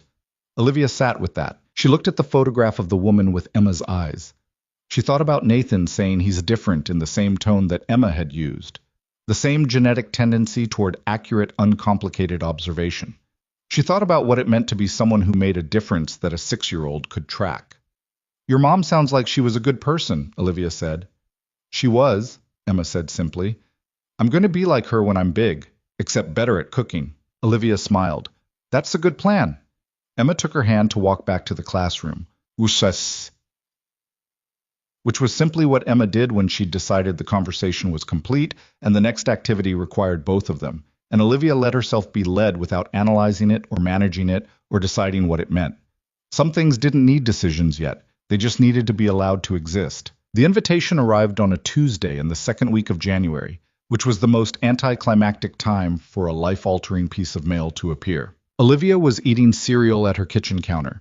It was 7:15 in the morning, and she'd already been awake for 2 hours, working on the Q1 projections, when the email from Paula came through with the subject line, Coal Capital Annual Gala, attendance confirmation needed. She read it once, set her phone down, finished her cereal, and then picked up the phone and read it again. The gala was a formal annual event, Paula's email explained, held at the Grand Meridian Hotel downtown on the last Saturday of January. It was equal parts client event and industry showcase, the kind of evening where deals happened in hallways and careers pivoted in the space of a conversation. Senior leadership was expected to attend. Directors were strongly encouraged. Olivia was a director now. She was strongly encouraged. She typed back to Paula, confirmed, thank you. She hit send before she could think too hard about it. Then she sat with the cereal bowl and the January dark outside her window and felt the specific quality of dread that came with having made a decision before your fear had time to talk you out of it. A formal event. A hotel ballroom. Hundreds of people in an industry that now knew her name on board presentations and internal newsletters. Her name that was also, as of 3 weeks ago, attached to a civil lawsuit filing against a prominent Chicago family, which Margaret Chen had submitted on December 28th with the precision and complete absence of theatrical timing that characterized everything Margaret did. The filing had been quiet so far. Margaret had predicted a 2 to 3 week window before it hit the financial press, because documents of this nature had a way of moving through certain circles before they became public, and the Ashford family's attorneys would be making their own calculations in that window about how to respond. They have 3 options, Margaret had told her, in the frank and slightly clinical way Margaret delivered all information. Settle quietly, which is probably their preference. Fight it publicly, which is their worst option, and they know it. Or find some way to pressure you into withdrawing, which is what I'd expect them to try first. Pressure how? Olivia had said. Reputational, professional, personal, if they think they can. Margaret had looked at her over reading glasses that she wore at the end of her nose like a professor. They've done it before. They're reasonably good at it. I know, Olivia had said. I have first-hand experience. Margaret had looked at her for a moment. Yes, she'd said. You do. That's also why you're going to win. Olivia had not asked her to elaborate on that. She'd filed it away and taken the bus home and sat in her apartment and thought about the word win and what it would actually mean for the specific shape of her life, not in the abstract, but concretely, day by day, what it would feel like to have the thing that was done to her acknowledged in a public document as the thing it was. She was still working out the answer. The Thursday before the gala, she went upstairs for their regular meeting and found Nathan already in his chair, suit jacket off, tie loosened in the way it got when the day had been long, and it wasn't over. He looked up when she came in, and something in his expression said he was glad she was there, which was a thing she'd gotten more comfortable receiving over the weeks without immediately deflecting. They worked for an hour. It was a good hour, the kind where the thinking moved fast and neither of them had to work to follow the other, where the conversation had the quality of 2 people who'd figured out each other's syntax. She'd built a cash flow model for the Q2 projections that had a structural elegance she was privately pleased with, and when she walked him through it, he caught the nuance she'd built into the sensitivity analysis without her having to explain it, which was the kind of thing that still surprised her a little, the comprehension arriving that fast. When they finished, he closed his laptop and said, "Are you nervous about Saturday?" She considered giving him the automatic answer. "Yes," she said instead. "Okay." He nodded, like this was the right answer. "What specifically?" "Being in a room with that many people who know my name now." She turned her own pen over in her hand, a habit she'd developed in these meetings, something to do with her hands, while she said honest things. "The filing is out there. Even if the press hasn't picked it up yet, the people in that room will know. Someone will have told someone." "They will," he agreed. "That's accurate. So I'll be walking into a room where people will be looking at me and knowing both things simultaneously. The director, the lawsuit." "Yes." "That's a lot to hold." "It is." He looked at her directly, the way he always looked at her. No softening, no managed distance. "Do you want to skip it?" "No." "You're a director. Attendance is—" "I know what attendance is. I said no. I don't want to skip it." She set the pen down. "I spent 8 years skipping everything. I'm done with that approach." He was quiet for a moment. "Good," he said. "I just needed to say it out loud," she said, "that I'm nervous, that it's going to be hard. I needed to say that to someone and have them not immediately tell me it'll be fine." "It might not be fine," he said. "Correct. Thank you. It'll probably be mostly fine with some portions that aren't." "That's more accurate." He smiled, just slightly. "I'll be there, for what that's worth." She picked up her pen again. "It's worth something," she said. She meant it as a professional acknowledgement. Your presence will be professionally useful.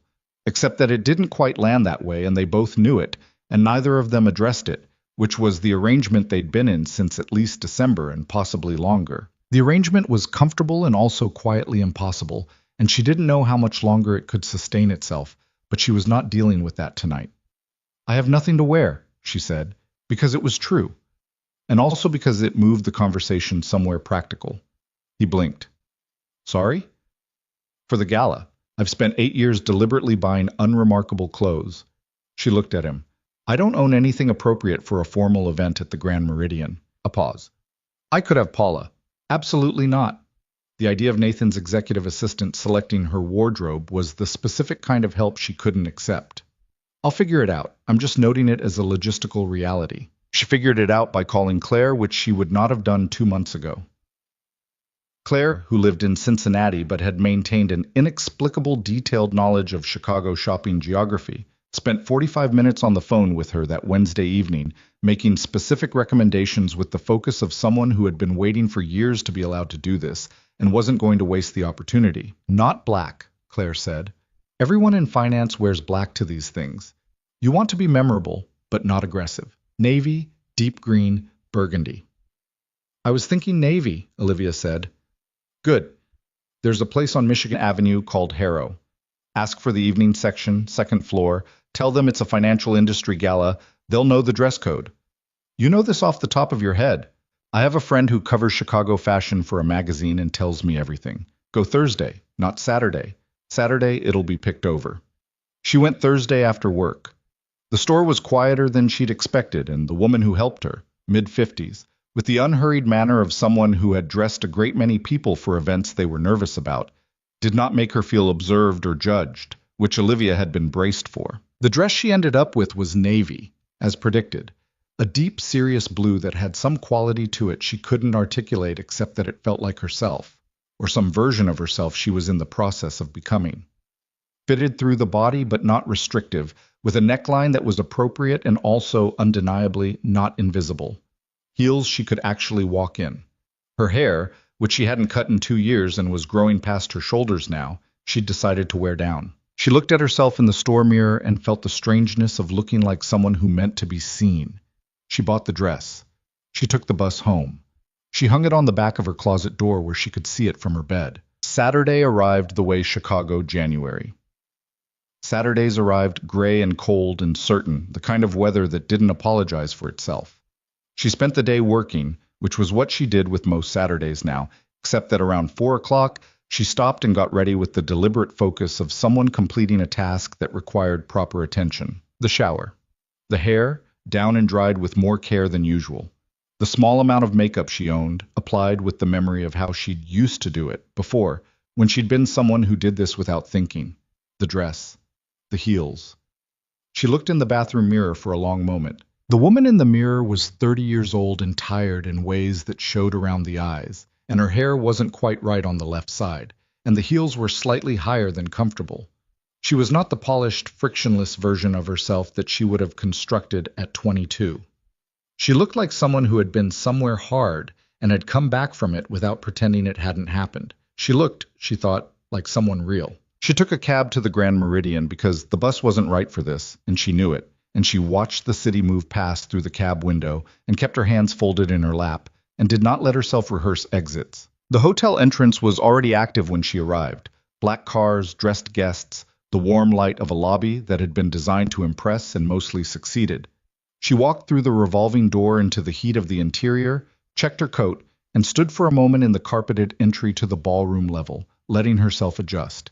She could do this. She had given a board presentation to 17 people who weren't interested in being impressed. She had filed a lawsuit against a family with more money than most municipalities. She had eaten lunch in the break room every day for 3 months after years of desk hiding, and the world had not ended. She could walk into a ballroom. She walked in. The room was large. She'd known it would be, but knowing and experiencing were different, and for 1 second she stood at the entrance and felt the scale of it. The round tables with their white linens, the bar at the far end, the stage setup where someone would presumably say things into a microphone later, the 150 or 200 people already in various states of conversation and drink. The level of noise that came with that many people in a space with high ceilings. She found Paula first because Paula was easy to locate in any room. She had a navigational quality that meant she was always exactly where she was supposed to be. Paula was near the bar, holding a tablet, and when she saw Olivia, she gave her a look that was professional appreciation delivered efficiently. "You look excellent," Paula said. "Nathan is talking to the Renfield group people in the far corner. He's been checking the door since 8:30. It's 9. "Yes," Paula said without further comment. Olivia got a glass of sparkling water. She didn't drink at professional events, hadn't since she was 22, and this was a rule she had no intention of revising, and made her way through the room. She recognized faces from board meetings and presentations. She recognized names from documents. A few people caught her eye, and she held the eye contact, which was something she'd been practicing with the deliberate effort of someone relearning a skill their muscles had forgotten. A woman from one of the firm's institutional clients stopped her near the center of the room. Olivia Bennett, right? The Q3 restructuring was yours? It was. I thought so. The woman had a direct, appraising quality. There was a structural approach to the third sector analysis that I haven't seen anyone do before. I wanted to tell you that. Olivia held the compliment without deflecting it, which took active effort. Thank you, she said. I'm glad it was useful. She kept moving. She found Nathan in the far corner, as Paula had said, in conversation with two men in the specific mode of a business conversation that was almost over. The slight shifting of weight, the checking of drinks, the subconscious gathering for exit. He saw her when she was still 10 feet away. He went still for a moment, not dramatically. It was small, a brief interruption in his normal quality of self-possession. Then he said something to the two men, wrapped up the conversation with the smooth efficiency of someone who had somewhere else to be, and turned toward her. He looked at her, and she let him look, which was new.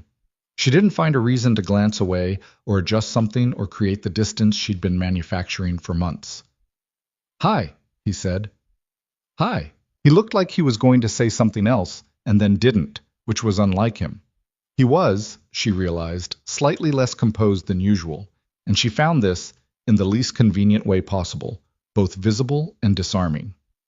You look... He stopped, started again. Different. It's the same face. I know. He said it quietly. Different, though. She understood what he meant. She looked like herself. The self she'd been before, or something past that. Something she was still becoming. It was visible, and that was the point, and she understood what it meant to have the specific person beside her right now be the one to notice. Paula says you've been checking the door since 8:30, she said. Paula talks too much. Paula is extremely efficient. Those are different things. The slight smile. She knew the taxonomy of his expressions now. This was the one that meant she'd gotten him, and he knew it. They moved through the room together, which happened naturally and without announcement. He introduced her to people.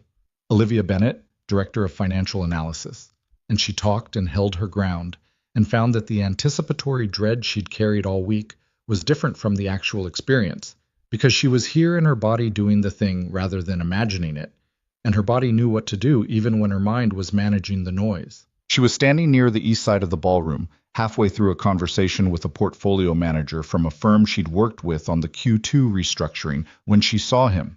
She recognized him the way you recognize something you've been unconsciously watching for, not with surprise, but with a kind of grim completion, like a weather system you'd been tracking arriving on schedule. Daniel Ashford. I was 34 now. 2 years older than she'd last seen him, at the removal of a ring she'd never asked for the return of. He was still handsome in the way he'd always been, the well-maintained handsomeness of a man who had always had access to the things that preserved it. He was in a group of three, talking, drink in hand, and he was watching her, not glancing, watching. She finished her sentence to the portfolio manager. She excused herself with the specific calm of someone who has decided how they are going to handle something before the something has fully arrived. She set her glass on a passing waiter's tray. Her heart was beating fast, which was information she noted and set aside. Nathan appeared at her left elbow. She didn't know if he'd seen or if his presence was coincidental, but he was there, and she was aware of it without making it load-bearing. You okay? He said, quietly. Give me a minute, she said. She had never, in 8 years, figured out what she would say to Daniel Ashford if she saw him again. She had rehearsed and discarded 100 versions, angry, cold, forgiving, withering, and had eventually stopped rehearsing because she'd stopped believing she would ever have to use any of them. She had disappeared well enough. He had never looked, except now she was not disappeared. Now her name was on board presentations, and in a civil filing that named his family's financial vehicle, and she was standing in the Grand Meridian Hotel in a navy dress and her hair down, and Daniel Ashford was walking toward her with the expression of a man who has been practicing his approach. He stopped 2 feet away. Olivia. His voice had the careful quality of someone who had also been rehearsing. I didn't expect to see you here. This is a financial industry event, she said. I work in finance. It's not that surprising. A beat. No, He looked at her with something that might have been genuine discomfort, or might have been the performance of it. She found, to her own surprise, that she wasn't sure which it was, and also that it mattered much less than she'd thought it would. I heard about the filing. I know you did. Olivia, I didn't. He stopped. His jaw moved. I didn't know what my father did. Not until recently. Not the extent of it. She looked at him. He had Daniel's father's jaw and his mother's eyes, and no version of the face she'd been engaged to 8 years ago looked quite right to her now. Not because she was bitter, but because she was different enough that he'd become someone she used to know, rather than someone she felt anything sharp about. I don't know if that's true, she said. I'm not sure I need to know. I want to... He moved slightly forward, closing the distance by a few inches, and his hand came up. She wasn't sure of his intention, possibly her arm, possibly just a gesture, and her entire body went rigid in a way that had nothing to do with choice. His hand closed around her wrist, not hard, not violent, but contact and uninvited, and the full weight of 8 years of everything this man represented moved through her in the 3 seconds that passed between the touch and what happened next. Nathan stepped between them. I didn't shove, didn't raise his voice. He simply moved, one step, deliberate, placing himself in the space. Daniel's hand was trying to occupy, and the motion had a quietness to it that was somehow more absolute than noise would have been. Daniel's hand fell away. The 3 or 4 feet of cleared space around them registered in the ballroom, the way cleared space in a crowded room always registered. Other conversations pausing, attention redirecting. The room becoming briefly aware of something happening in its east corner. Nathan looked at Daniel with the expression she'd seen him use on people who were wasting his time. Not aggressive, not theatrical, just flat and entirely certain. I don't think she invited that, he said. His voice was level. The kind of level that doesn't need volume. Daniel looked at him, then at Olivia, then back. Something moved through his expression. The recalibration of a man who had miscalculated the situation he was walking into. We were just talking, Daniel said. I know what you were doing, Olivia said, and her voice surprised her, steady and direct, coming from somewhere below the fear. You were trying to manage me, same as you always did. Say enough to make me doubt the filing. Make it look like a conversation between 2 people with history. See if I'm still the same person who was too ashamed to fight back. The ballroom's nearby conversations had not resumed. Daniel's expression shifted into something that was harder to read. Defensiveness, or embarrassment, or genuine discomfort, some combination she no longer had the patience to sort through. Olivia, I'm not, she said, the same person. I want to be clear about that. The lawsuit is proceeding. She held his gaze without effort, which was the thing that surprised her most, how little effort it took. Your family's attorneys can contact Margaret Chen. I have nothing to say to you directly about it. My father made mistakes. Your father destroyed 8 years of my life to protect a real estate valuation. The cold anger was in her voice, clean and controlled, not hot. That's not a mistake. That's a choice, and it's being accounted for. Silence. Daniel looked at her for a long moment. Whatever he'd prepared for this conversation, it hadn't been this version of her. Not the composure, not the specificity. He looked like a man encountering something he couldn't locate in his existing map. I'm sorry, he said, finally. And she couldn't tell if he meant it, and she found again that it mattered less than she'd spent years assuming it would. Okay, she said. Not, I forgive you. Not, it's fine, just, okay. The word that acknowledged receipt without assigning weight. He held her gaze for another second, then looked at Nathan, then turned and walked away, back through the crowd that parted for him with the ease of someone who had always had rooms part for him. The sound of the ballroom returned to its full volume all at once, like a held breath released. Nathan turned to look at her. She was aware that she was shaking slightly, not visibly, just in her hands, the fine tremor of something processed at high speed, adrenaline finding its outlet. Are you all right? He asked. Yes. She meant it. I need 30 seconds. He gave her the 30 seconds. He stood beside her in the resumed noise of the room and didn't try to fill the space or move them somewhere, or manage how it looked from the outside. He just stood there, which was the right thing, and she knew it. After 30 seconds, she said, Okay. Okay? I'm okay. She picked up a new glass of sparkling water from a passing tray. Her hands were steady now. That went better than I expected. You were... He stopped, and then, carefully, You were extraordinary. She looked at him. I mean it, he said. Not the right thing to say version. I mean it. She believed him. That was the thing about Nathan Cole. She'd tested his words against his actions for 4 months now, and they matched in a way she'd stopped being suspicious of somewhere around week 6. He touched her wrist, Paula said, appearing beside them with the timing of someone who had been watching carefully and had decided the aftermath was her moment. I saw that from across the room, for the record. Thank you, Paula, Nathan said. I'm just noting that I'm a witness if that's relevant to the legal matter. I'll tell Margaret, Olivia said. Paula nodded once and evaporated back into the room. They moved away from the east corner toward the windows where the Chicago January pressed its dark cold against the glass.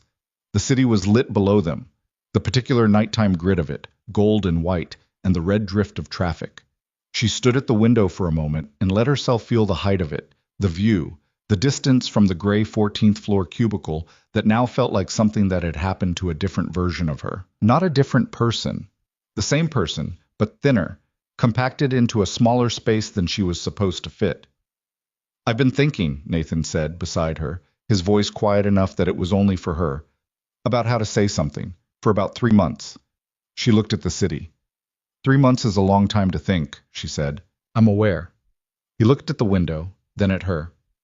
I'm usually better at this, in the sense that I'm usually better at knowing what I want and acting on it directly.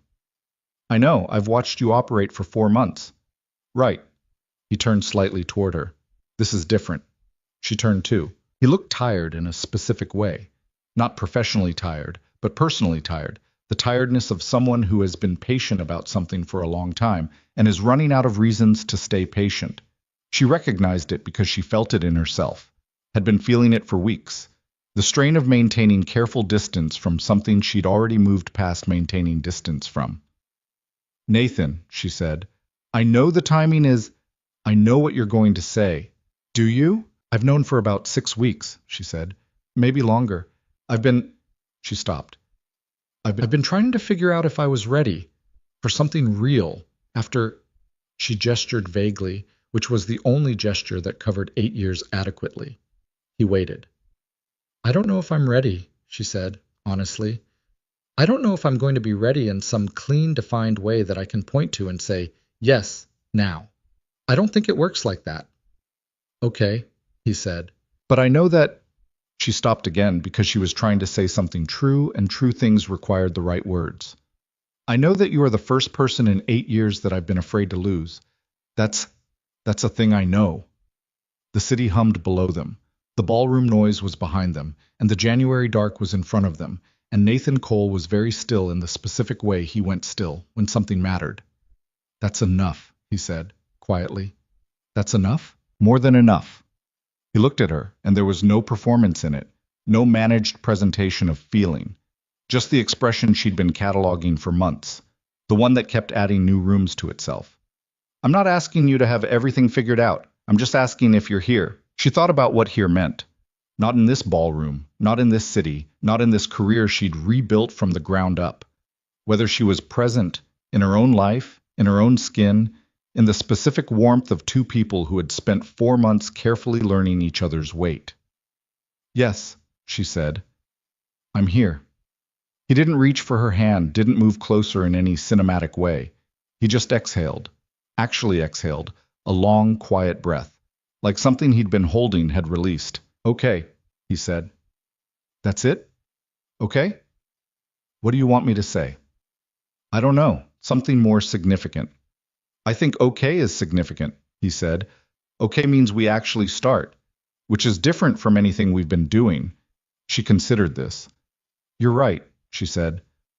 I know. Don't be smug about it. I'm not being smug. I'm being accurate.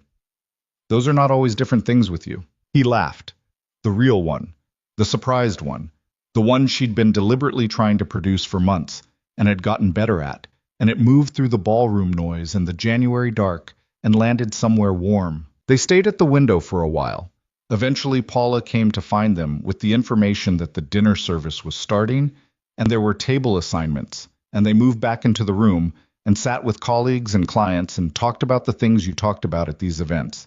And the evening continued in the way evenings continue after something real has happened inside them.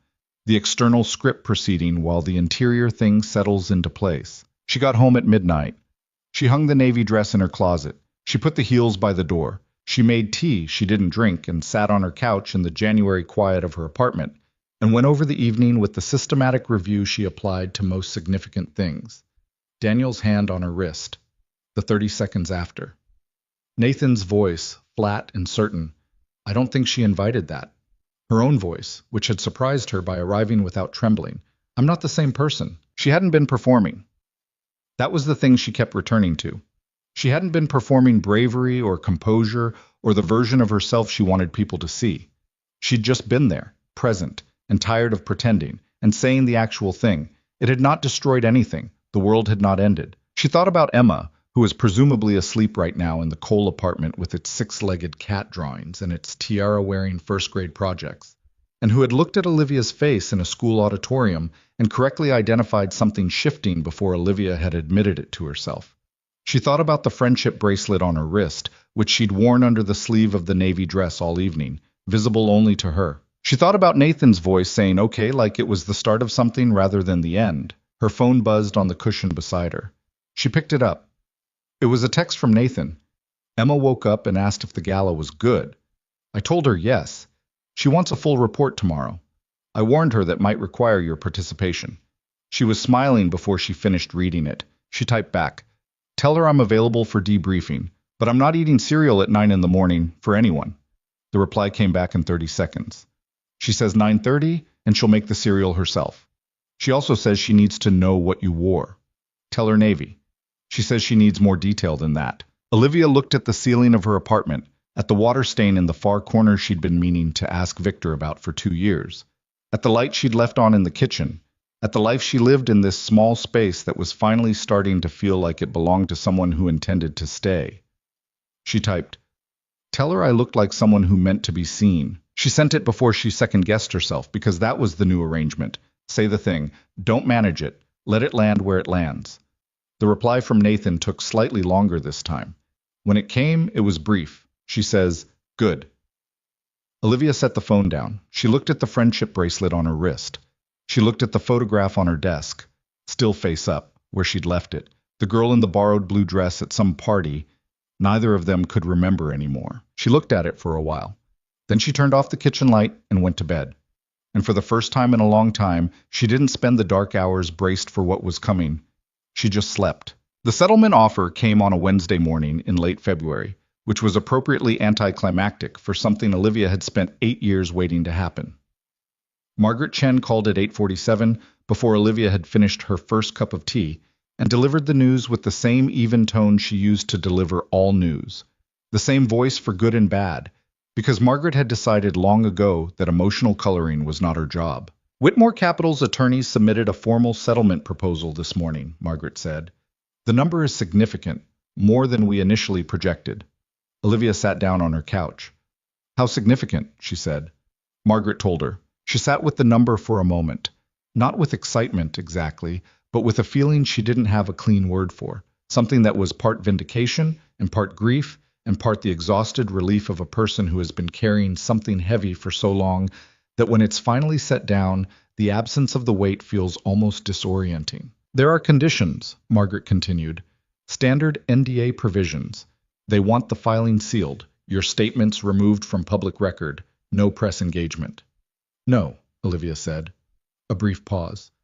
I'd recommend you think about Margaret. She kept her voice level. I didn't file this to get a check and go away. If they want to settle, the terms are the settlement is public record, the acknowledgement of liability is on the document, and no NDA. They won't like that, I know. It may reduce the final number. I understand. A longer pause. All right, Margaret said. I'll communicate your position. Thank you. She hung up and sat with her tea gone cold and looked at the February morning outside her window. Gray, the way Chicago. February mornings always were. The city locked in the last stretch of winter with the particular endurance of a place that had learned not to expect mercy from the season. She texted Nathan. Settlement offer came in. I turned down the NDA. His reply arrived in 2 minutes. Good. Then, are you okay? She thought about it honestly, the way she'd been practicing. Getting there, she typed. Come to my office at lunch? Already planning to. She went to work. The weeks between the gala and the settlement offer had been the strangest of her adult life. Not dramatically strange, but quietly, fundamentally altered in ways she kept noticing sideways. The way you notice a change in light rather than looking directly at it. She and Nathan had not announced anything, had not made declarations, had not done the thing where two people who have acknowledged something real immediately perform the acknowledgement for an audience. What had changed was subtler and more durable than performance, a shift in the quality of ordinary time. He called her now, sometimes, in the evenings. Not always about work. She called him back. They talked about Emma's latest engineering venture, which had graduated from Lego vehicles to an ambitious cardboard and rubber band catapult that had successfully launched a grape across the kitchen and shattered a small decorative plate, an incident Nathan reported with the careful tone of a man who had laughed alone in his home office for 3 minutes before addressing the structural damage. She went to the Cole apartment for the first time on a Sunday in early February. She told herself it was casual. Emma had asked, through Nathan, whether Olivia wanted to see the catapult before it was disassembled on safety grounds, and she'd said yes without thinking about it too much. The apartment was on the 43rd floor of a building in the Gold Coast, which she'd known in the abstract and which felt different from the inside, large and warm and lived in the specific way that spaces get when a child has claimed them, which was to say there were things everywhere. A half-built structure on the coffee table, a blanket fort situation in the corner that had clearly been there long enough to become semi-permanent, a child's artwork on the refrigerator and the hallway wall, and one piece, framed, in the living room that Olivia recognized as a newer version of the six-legged cat. Emma had given her a full tour with the pride of a property owner, explaining the history and function of each room with the confidence of a docent who had decided her audience was intelligent enough for the full version. This is the kitchen, Emma had said. My dad burns pasta. I'm not allowed to use the stove, but I'm learning to make sandwiches. This is the living room. That's my fort. You can go in, but you have to ask first. This is my room. Emma's room was purple, with a loft bed and a bookshelf overflowing with picture books and early readers, and 3 books that were clearly too old for her, but which Emma had apparently acquired through a determination that outpaced developmental recommendation. On the desk, the catapult. Beside it, a notebook filled with what appeared to be engineering diagrams, labeled in Emma's careful printing with measurements and arrows. You drew blueprints, Olivia said. You have to plan first, Emma said, with the gravity of someone who had learned this the hard way. I didn't plan the first time and Marcus got hit with a cracker. How is Marcus? He's fine. He thought it was cool after. Nathan had made dinner, which was not burned pasta. He had apparently decided that pasta was a liability and made something with chicken and roasted vegetables that was good in the unpretentious way of food made by someone who had learned to cook out of necessity rather than ambition. The 3 of them ate at the kitchen table with the easy noise of Emma describing her week in the comprehensive manner she applied to all reporting, and somewhere between Emma's account of the art project that had gone wrong and Nathan's attempt to explain to a 6-year-old why certain types of grape launches were a public safety concern, Olivia had realized she was not monitoring anything. Not the exits, not the conversation's emotional temperature, not the specific balance of how much of herself she was showing versus protecting. She was just at a table, eating dinner, listening to a child explain her engineering philosophy. It was so ordinary. That was the thing that got her. What? Not the grandness of it, but the ordinary. She had spent 8 years in the kind of loneliness that doesn't announce itself, the loneliness of a life narrowed to fit inside safety margins, and she hadn't let herself know how much she'd been missing the ordinary until it was in front of her and she could feel exactly the shape of the absence it was filling. She'd done the dishes after because the dinner had been Nathan's and doing the dishes felt right, and Emma had dried, which she did with more enthusiasm than precision. And Nathan had put things away, and they'd all operated in the kitchen together with the comfortable inefficiency of people learning each other's spatial habits. She'd gone home at 9:30 and sat on her bus and looked out the window with the friendship bracelet on her wrist and felt, carefully and without trusting it completely yet, something that resembled the early stages of a life that was hers. The settlement negotiation took 3 more weeks. The Ashford family attorneys pushed back on the no NDA condition with the persistence of people accustomed to getting the terms they wanted, and Margaret pushed back on their pushback with the persistence of a person who had been told what her client wanted and intended to deliver it. Olivia went to work every day and did her job and waited, which was its own particular kind of hard. The waiting, the knowing that somewhere in a conference room, lawyers were arguing about the architecture of accountability for something that had happened to her body and her name and her years. She told Claire about the offer, and Claire called her back 20 minutes later, having clearly spent those 20 minutes crying, which was the kind of overdue response that Olivia received without knowing exactly what to do with it, except to stay on the phone until it was over. "I keep thinking about you at 22, Claire said, alone in that apartment. "I wasn't completely alone," Olivia said. "I had a very reliable bus schedule." Livy: "I'm okay, Claire. I mean it. Not the way I used to say it. I know. I can tell the difference now." A pause. "I couldn't before. I want you to know I know the difference now." "That's worth something," Olivia said. "That you know." The final settlement terms were agreed on a Thursday. Appropriately, she thought. Her Thursdays had been changing shape for months. Margaret called at 2:15, which was when she would normally have been in Nathan's office for their standing meeting, except that Nathan had rescheduled the meeting to 4 because he'd had a board call, and she'd been at her desk working on the Q2 analysis when her phone rang. "Public record," Margaret said. "Liability acknowledged on the document. Not full criminal liability, but civil wrongdoing is explicit and named. No NDA." A pause that for Margaret was the equivalent of a dramatic beat. And the number held. Olivia pressed her hand flat against her desk. "Okay," she said. "How are you feeling?" "I'll let you know when I figure it out." "Take your time," Margaret said, which was the most human thing Margaret had said to her in 3 months of professional contact. This was right to pursue. "I want you to know I think that." "Thank you, Margaret. I'll send the documents by end of day." She hung up. She looked at her screen. The Q2 analysis was open, mid-calculation, a formula half-entered in cell G47, the cursor blinking. She saved the file. She got up from her desk and went to the window and stood there, looking at the February city, and let herself feel all of it without organizing it first. The anger and the relief and the grief and the vindication, and underneath those, quieter and more complicated, the specific feeling of a person who has been fighting for so long that winning doesn't feel like the end, just like the end of one particular fight. She was not naive enough to think this fixed things. The photographs existed, and the people who'd seen them existed, and the version of her that people had been willing to believe those photographs about, that had happened, and it didn't unhappen because a civil document said it was wrong. Her mother would still have the memory of choosing to wonder. Daniel Ashford's face would still exist in her peripheral history. The 8 years would still have been what they were, but there would be a public document now that said, this was done to her, and it was wrong, and the people who did it have been made to account for it. That was not nothing. That was, in fact, quite a lot. She turned from the window when she heard the knock on her office door. Nathan was standing in the doorway. He'd gotten through his board call early, apparently, and he'd heard from Margaret, or from Paula, who'd heard from Margaret. The information chain in this office was extremely efficient, and he was looking at her with the expression she'd stopped trying to categorize and had started just receiving. "It's done," she said. "I know." He came into the office, and she didn't move from the window, and he stopped a few feet from her in the February light. "How are you?" "I honestly don't know yet," she said. "I think I need to be somewhere that isn't the office." "Okay. Don't say we should celebrate." "I wasn't going to." "Everyone's going to say we should celebrate." "Let them." He looked at her steadily.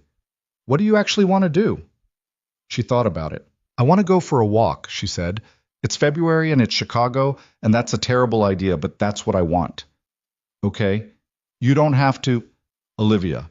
His voice was patient. "Get your coat." They walked along the lakefront, which was genuinely inadvisable in late February. The wind off the water was the specific Chicago wind that made the rest of the country's winters seem like a misunderstanding, and the path was mostly empty because people with reasonable judgment were indoors. She had her parka on and her hands in her pockets, and the wind was making it hard to talk at full volume, which was fine.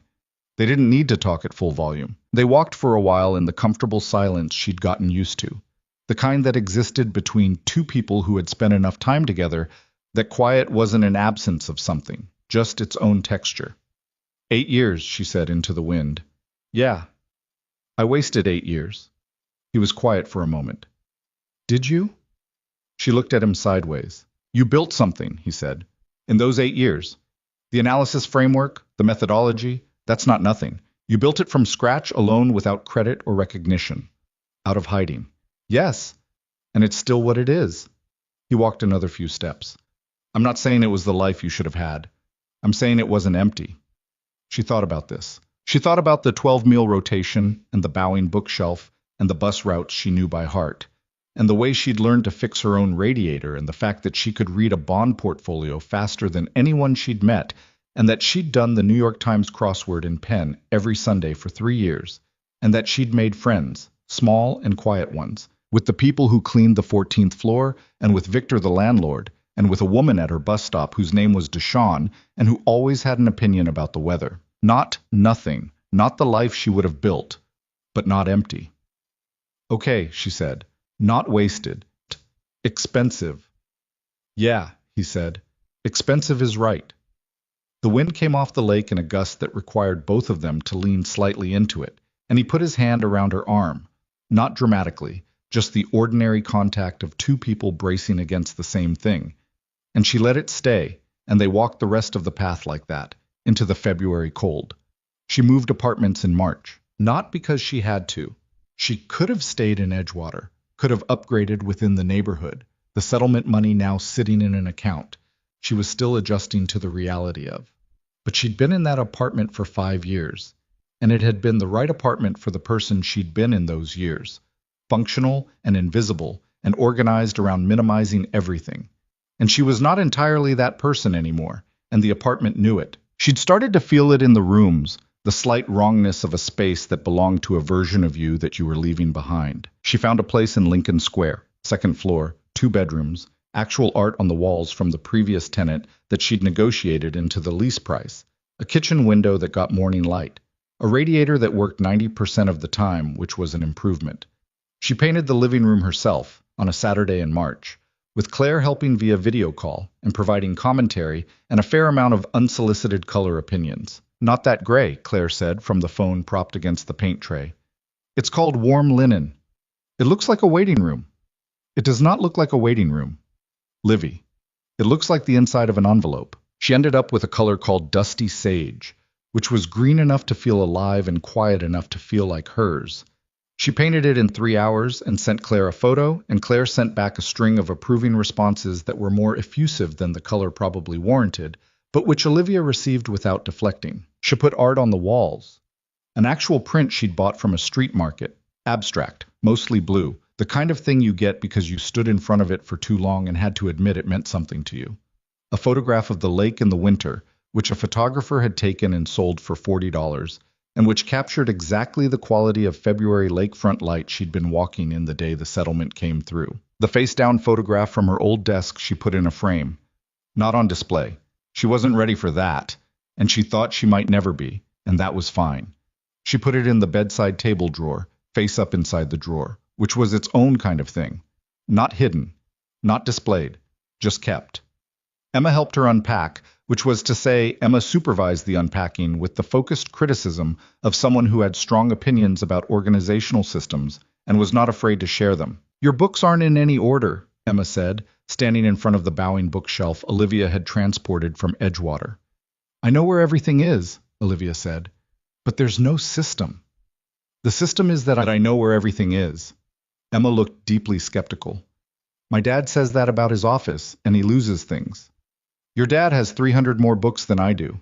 I have a system for my books, Emma said, and proceeded to explain it, alphabetical by first name of author, which was unusual, but which Emma had apparently arrived at through careful reasoning that Olivia followed and found defensible even if she didn't adopt it. Nathan had carried boxes. He'd shown up on Saturday morning with coffee and had moved furniture with the unheroic, competent efficiency of someone who had moved enough things to know that the trick was just to keep going, and he'd swapped the bookshelves twice before getting them in the configuration that worked, and had not said anything about the dusty sage walls, except to stand in the doorway when he first came in and say, simply, "That's a good color." It was almost waiting room gray, she said. What happened? Claire. I'll thank her. They ate lunch, sandwiches she'd bought from the deli on the corner, sitting on the floor because the furniture wasn't arranged yet. Emma between them cross-legged with a pickle she'd negotiated separately. Outside, the March Chicago afternoon was doing something unusual and welcome. There was actual sun. Not the thin, apologetic winter sun, but something with warmth behind it, the first hint of the season turning. "I like this apartment," Emma said, with the authority of someone issuing a ruling. "Good, I'm glad." "My room is better," Emma added. "Well, your room has a loft bed." "That's why." Emma picked at her pickle. "Can I have a wall here?" Olivia and Nathan both looked at her. "A wall?" Olivia said. "Like a wall where I can put things. When I'm here." She said it matter-of-factly, without the self-consciousness of someone who understood exactly what they were asking. She was 6, and she wanted a wall, and it seemed reasonable to her. "My drawings, and maybe a Lego hook." The room was very quiet for a moment. Olivia looked at Emma, who was eating her pickle with complete serenity. She looked at Nathan, who was looking at his daughter with an expression that contained several things at once: love and apprehension, and the particular helplessness of a parent whose child has just said something true and unmanageable. "Yeah," Olivia said. "You can have a wall." Emma nodded like this was confirmed. "The one by the window is best. It gets good light for drawings." "That's a solid assessment." "I know." Emma finished the pickle. "Can we get ice cream? It's sunny." "It's 52 degrees, Nathan said. "It's sunny," Emma repeated, as though this resolved the temperature objection, which it apparently did, because they got ice cream. The spring moved away. Chicago springs moved, in increments, 2 steps forward and 1 step back, a warm week followed by a cold snap. The trees budding cautiously on the lakefront path. The city collectively deciding at some point in April that it was done with coats and wearing lighter things, regardless of the actual temperature. Olivia's life in the spring looked, from the outside, like a life in progress. A good one, with problems and complications and the ordinary friction of things that were real. Her Thursday meetings with Nathan had evolved into something less formally defined. They still had them, still worked through strategy and analysis with the sharp, comfortable shorthand they'd developed. But the hour had expanded and contracted based on what they needed, and the agenda had become flexible enough that it sometimes included things like Emma's school sent a note about the catapult. "I need a second opinion on how to respond, and I've been thinking about the Q3 approach differently. Can I try something on you?" Margaret Chen called in April to let her know that the settlement document had been entered into public record, and that 2 financial industry publications had run brief items on it. The items were factual and relatively small: a civil settlement, an acknowledged liability, a name that had been previously unknown to those publications, but was now connected to a board-level role at Cole Capital. Not a scandal, not a sensation, just a fact, in the record, permanent. Her phone had notifications for 2 days. Most of them she didn't answer. Some of them she did. A woman who'd been at her firm when it happened, who'd seen the original photographs and had always wondered and now said so. A former college classmate. One person she didn't recognize who said simply, "I went through something similar, and I just wanted to tell you that you're brave," which was the kind of message that required sitting with. She was not sure she was brave. She thought bravery was perhaps the wrong category. Bravery implied she hadn't been afraid, and she'd been afraid continuously, in varying intensities, for most of this process. What she'd been was unwilling to let the fear continue to make her decisions for her. That was different from brave, she thought. That was just tired of the alternative. Her mother called. "I read the article," her mother said. "I know." Olivia. A long pause, the kind her mother took when she was navigating something that didn't have easy language. "I want to say, I should have been—" She stopped. "I didn't fight for you. When it happened." "No," Olivia said. "You didn't." "I'm sorry." Her mother's voice was rough. "I know that's not enough. I've known that for 8 years, and I didn't know how to come back from it." She thought about what she wanted to say. She thought about Emma's face in the auditorium, the flash of pure delight. She thought about the dusty sage walls and the art, and the second bedroom with the wall by the window. She thought about what it cost to stay angry at someone who was trying, however badly and belatedly, to find their way back. She thought about what it cost not to. "I know," she said. "I know you're sorry. I'm working on what that means for us. I don't have a clean answer yet." "I'm not asking for clean," her mother said quickly. like she'd been afraid of exactly that response and was relieved to hear it was honest rather than final. I'm just asking if there's a door. Olivia looked at the sage green wall across from where she was sitting, at the blue abstract print she'd bought because she stood in front of it too long. There's a door, she said. She meant it. It was a Sunday in late May when everything felt, not resolved exactly, but present in a way she'd stopped fighting. The particular May in Chicago where the city remembered how to be warm and the lakefront path had people on it, and the trees were fully committed to their leaves, and the light in the mornings came through her kitchen window like something that had been waiting to be let in. She was making coffee, an actual coffee this time. She'd started drinking it in the spring, another small revision to the person she'd been, when her phone showed a text from Emma. Can you come over? I finished the new thing. It's important. She texted back, give me an hour. She took her time getting ready, which was something she'd started allowing herself, not because she was going somewhere significant, but because the ordinary morning deserved attention too. She put on jeans and a light jacket in a color that was neither beige nor brown. She wore her hair down. She put on the friendship bracelet, which was slightly fraying now after 5 months and which she had no intention of replacing with anything, and she looked at herself in the bathroom mirror for the usual moment, 30 years old. Tired in the way she'd probably always be a little tired, because some things left marks that didn't fully fade. Her hair had grown out enough to do something with, though mostly she didn't do much with it. The glasses were different. She'd gotten new ones in March, smaller frames, which Janet from the 14th floor had noticed immediately and said made her look like herself, which Olivia had found she didn't know how to argue with. She looked like herself. That was still new enough to sit with every morning. The Cole apartment was doing what it did on Sunday mornings, which was to say it was warm and slightly chaotic and smelled like coffee and the specific wax of a certain brand of crayons Emma favored. Emma met her at the door with the focused energy of someone who had been waiting and was done waiting. Come here, Emma said, taking her hand, and led her to the living room.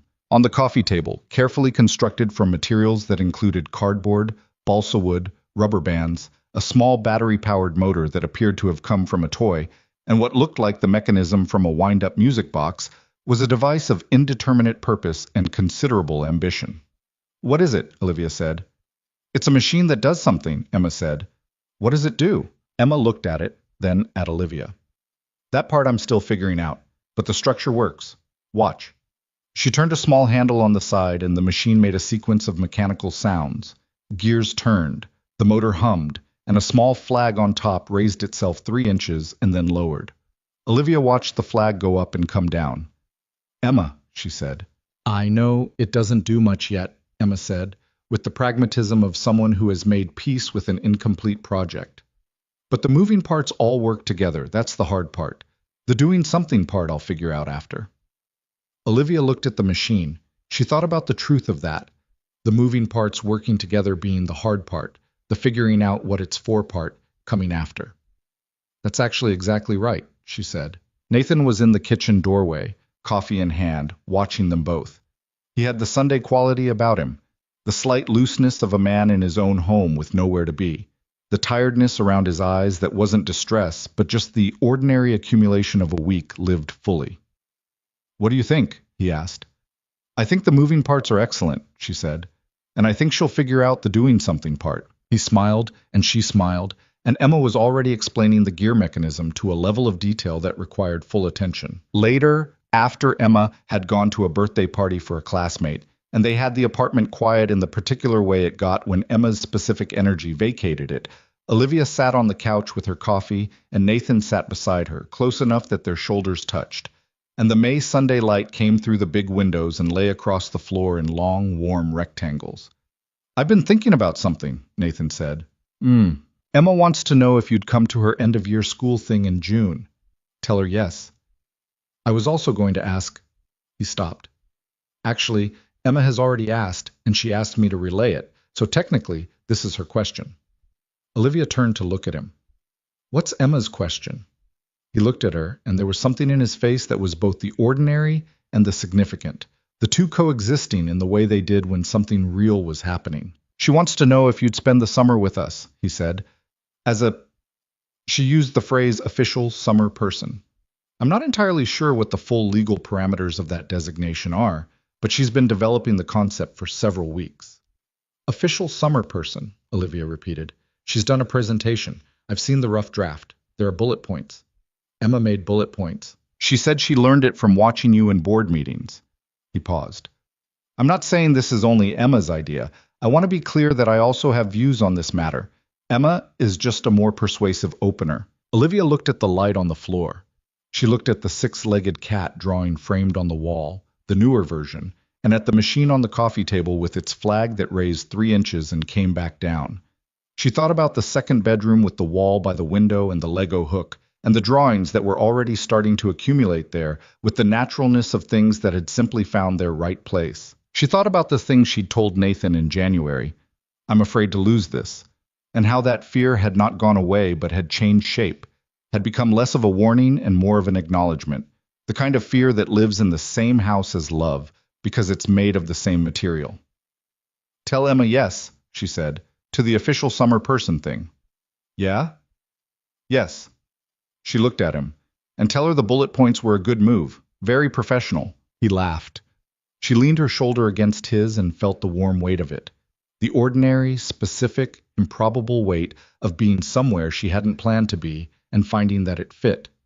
The morning light moved across the floor as the sun changed angle. A pigeon landed on the windowsill outside and left. The city made its usual Sunday sounds, muffled and unhurried, the sound of a place not demanding anything of you. She sat in it without bracing for what came next. She had spent 8 years arranging her life around the prevention of further damage, which was an understandable response to damage, and also, she'd come to understand, a way of ensuring that nothing much could reach you. Not the bad things, but not the real things either. Safety and emptiness had turned out to be closer neighbors than she'd known when she moved in. She was not fully healed. She was not going to wake up one morning and find the last 8 years reclassified as something other than what they were. There would still be mornings when the old weight came back in the particular pre-dawn way it did, and there would still be moments when something triggered the old vigilance, and she had to remind herself, gently and firmly, that the threat it was calibrated for had been addressed. Her mother was at the beginning of something slow and uncertain, and Claire was trying, and those relationships would take the time they took. Margaret Chin would remain in her contacts because the world was not done being complicated. She was 30 years old and had a job she was genuinely good at, and a lawyer on speed dial, and a 6-year-old who had given her a wall and a bracelet, and a flag that rose 3 inches and came back down. She had an apartment with sage green walls and morning light, and a photograph in a drawer face up, and a man beside her on a Sunday who had walked into a room 8 months ago and looked at her like she was worth the trouble. She had looked back. That was the thing, in the end. The thing she wanted to remember as the thing that mattered most. Not that someone had seen her, because being seen could happen by accident, through no act of your own. The thing that mattered was that she had looked back, that she had made the choice, again and again, in small decisions and large ones, to remain present rather than disappear. To be a person in her own story rather than a shadow at the edge of someone else's. She had been the woman nobody noticed, and she had been the woman who chose not to be noticed. And now she was working on being the woman who had decided that her own presence in the world was not a risk to be managed, but a life to be lived. It was not a clean transformation with a defined before and after. It was incremental and imperfect and ongoing, the way real things were. And some days she was better at it than others. And some days the old patterns came back with the persistence of muscle memory, and she had to choose again. She kept choosing. Emma came back from the birthday party at 3 in the afternoon with cake on her shirt and a very detailed account of everything that had happened, which she delivered in the hallway while taking off her shoes, hitting the main points before she was even through the door. She had opinions about the cake flavor, the games, the specific social dynamics of a 7-year-old's birthday gathering, and whether the party favor bags had been equitably distributed. Were they? Olivia asked. No, Emma said, with the certainty of someone who had counted. Marcus got an extra sticker sheet. Was he aware of this? He was very aware. How did that resolve? Emma considered. He gave me one. We're even. Good negotiation. Emma nodded, satisfied. She dropped her shoes by the door, walked into the living room, looked at the machine on the coffee table, adjusted something small on the gear mechanism, turned the handle, and watched the flag go up and come down. Still works, she said. Still works, Olivia agreed. Emma sat on the floor in front of the machine, pulled her knees up, and looked at it with the focused consideration of someone who was already designing the next version in her head. The May light came through the windows. Nathan was in the kitchen making sounds that suggested dinner was being contemplated. The apartment had its warm, inhabited energy, the specific quality of a space where people were doing the ordinary work of being present in their own lives. Olivia sat on the floor beside Emma. "What's it going to do?" she asked. "When you figure that part out." Emma thought about it seriously, the way she thought about everything. "Something useful," she said. "I don't know what yet, but something that helps." Olivia looked at the machine, the flag, the moving parts that worked together. "That's a good goal," she said. "I know," said Emma. Outside, the Chicago May continued being warm and unlikely, and the city held its ordinary Sunday self around them, and the afternoon moved forward the way afternoons did, without drama, without announcement, just the quiet accumulation of time in a life that had, finally, room enough in it for all the things worth keeping.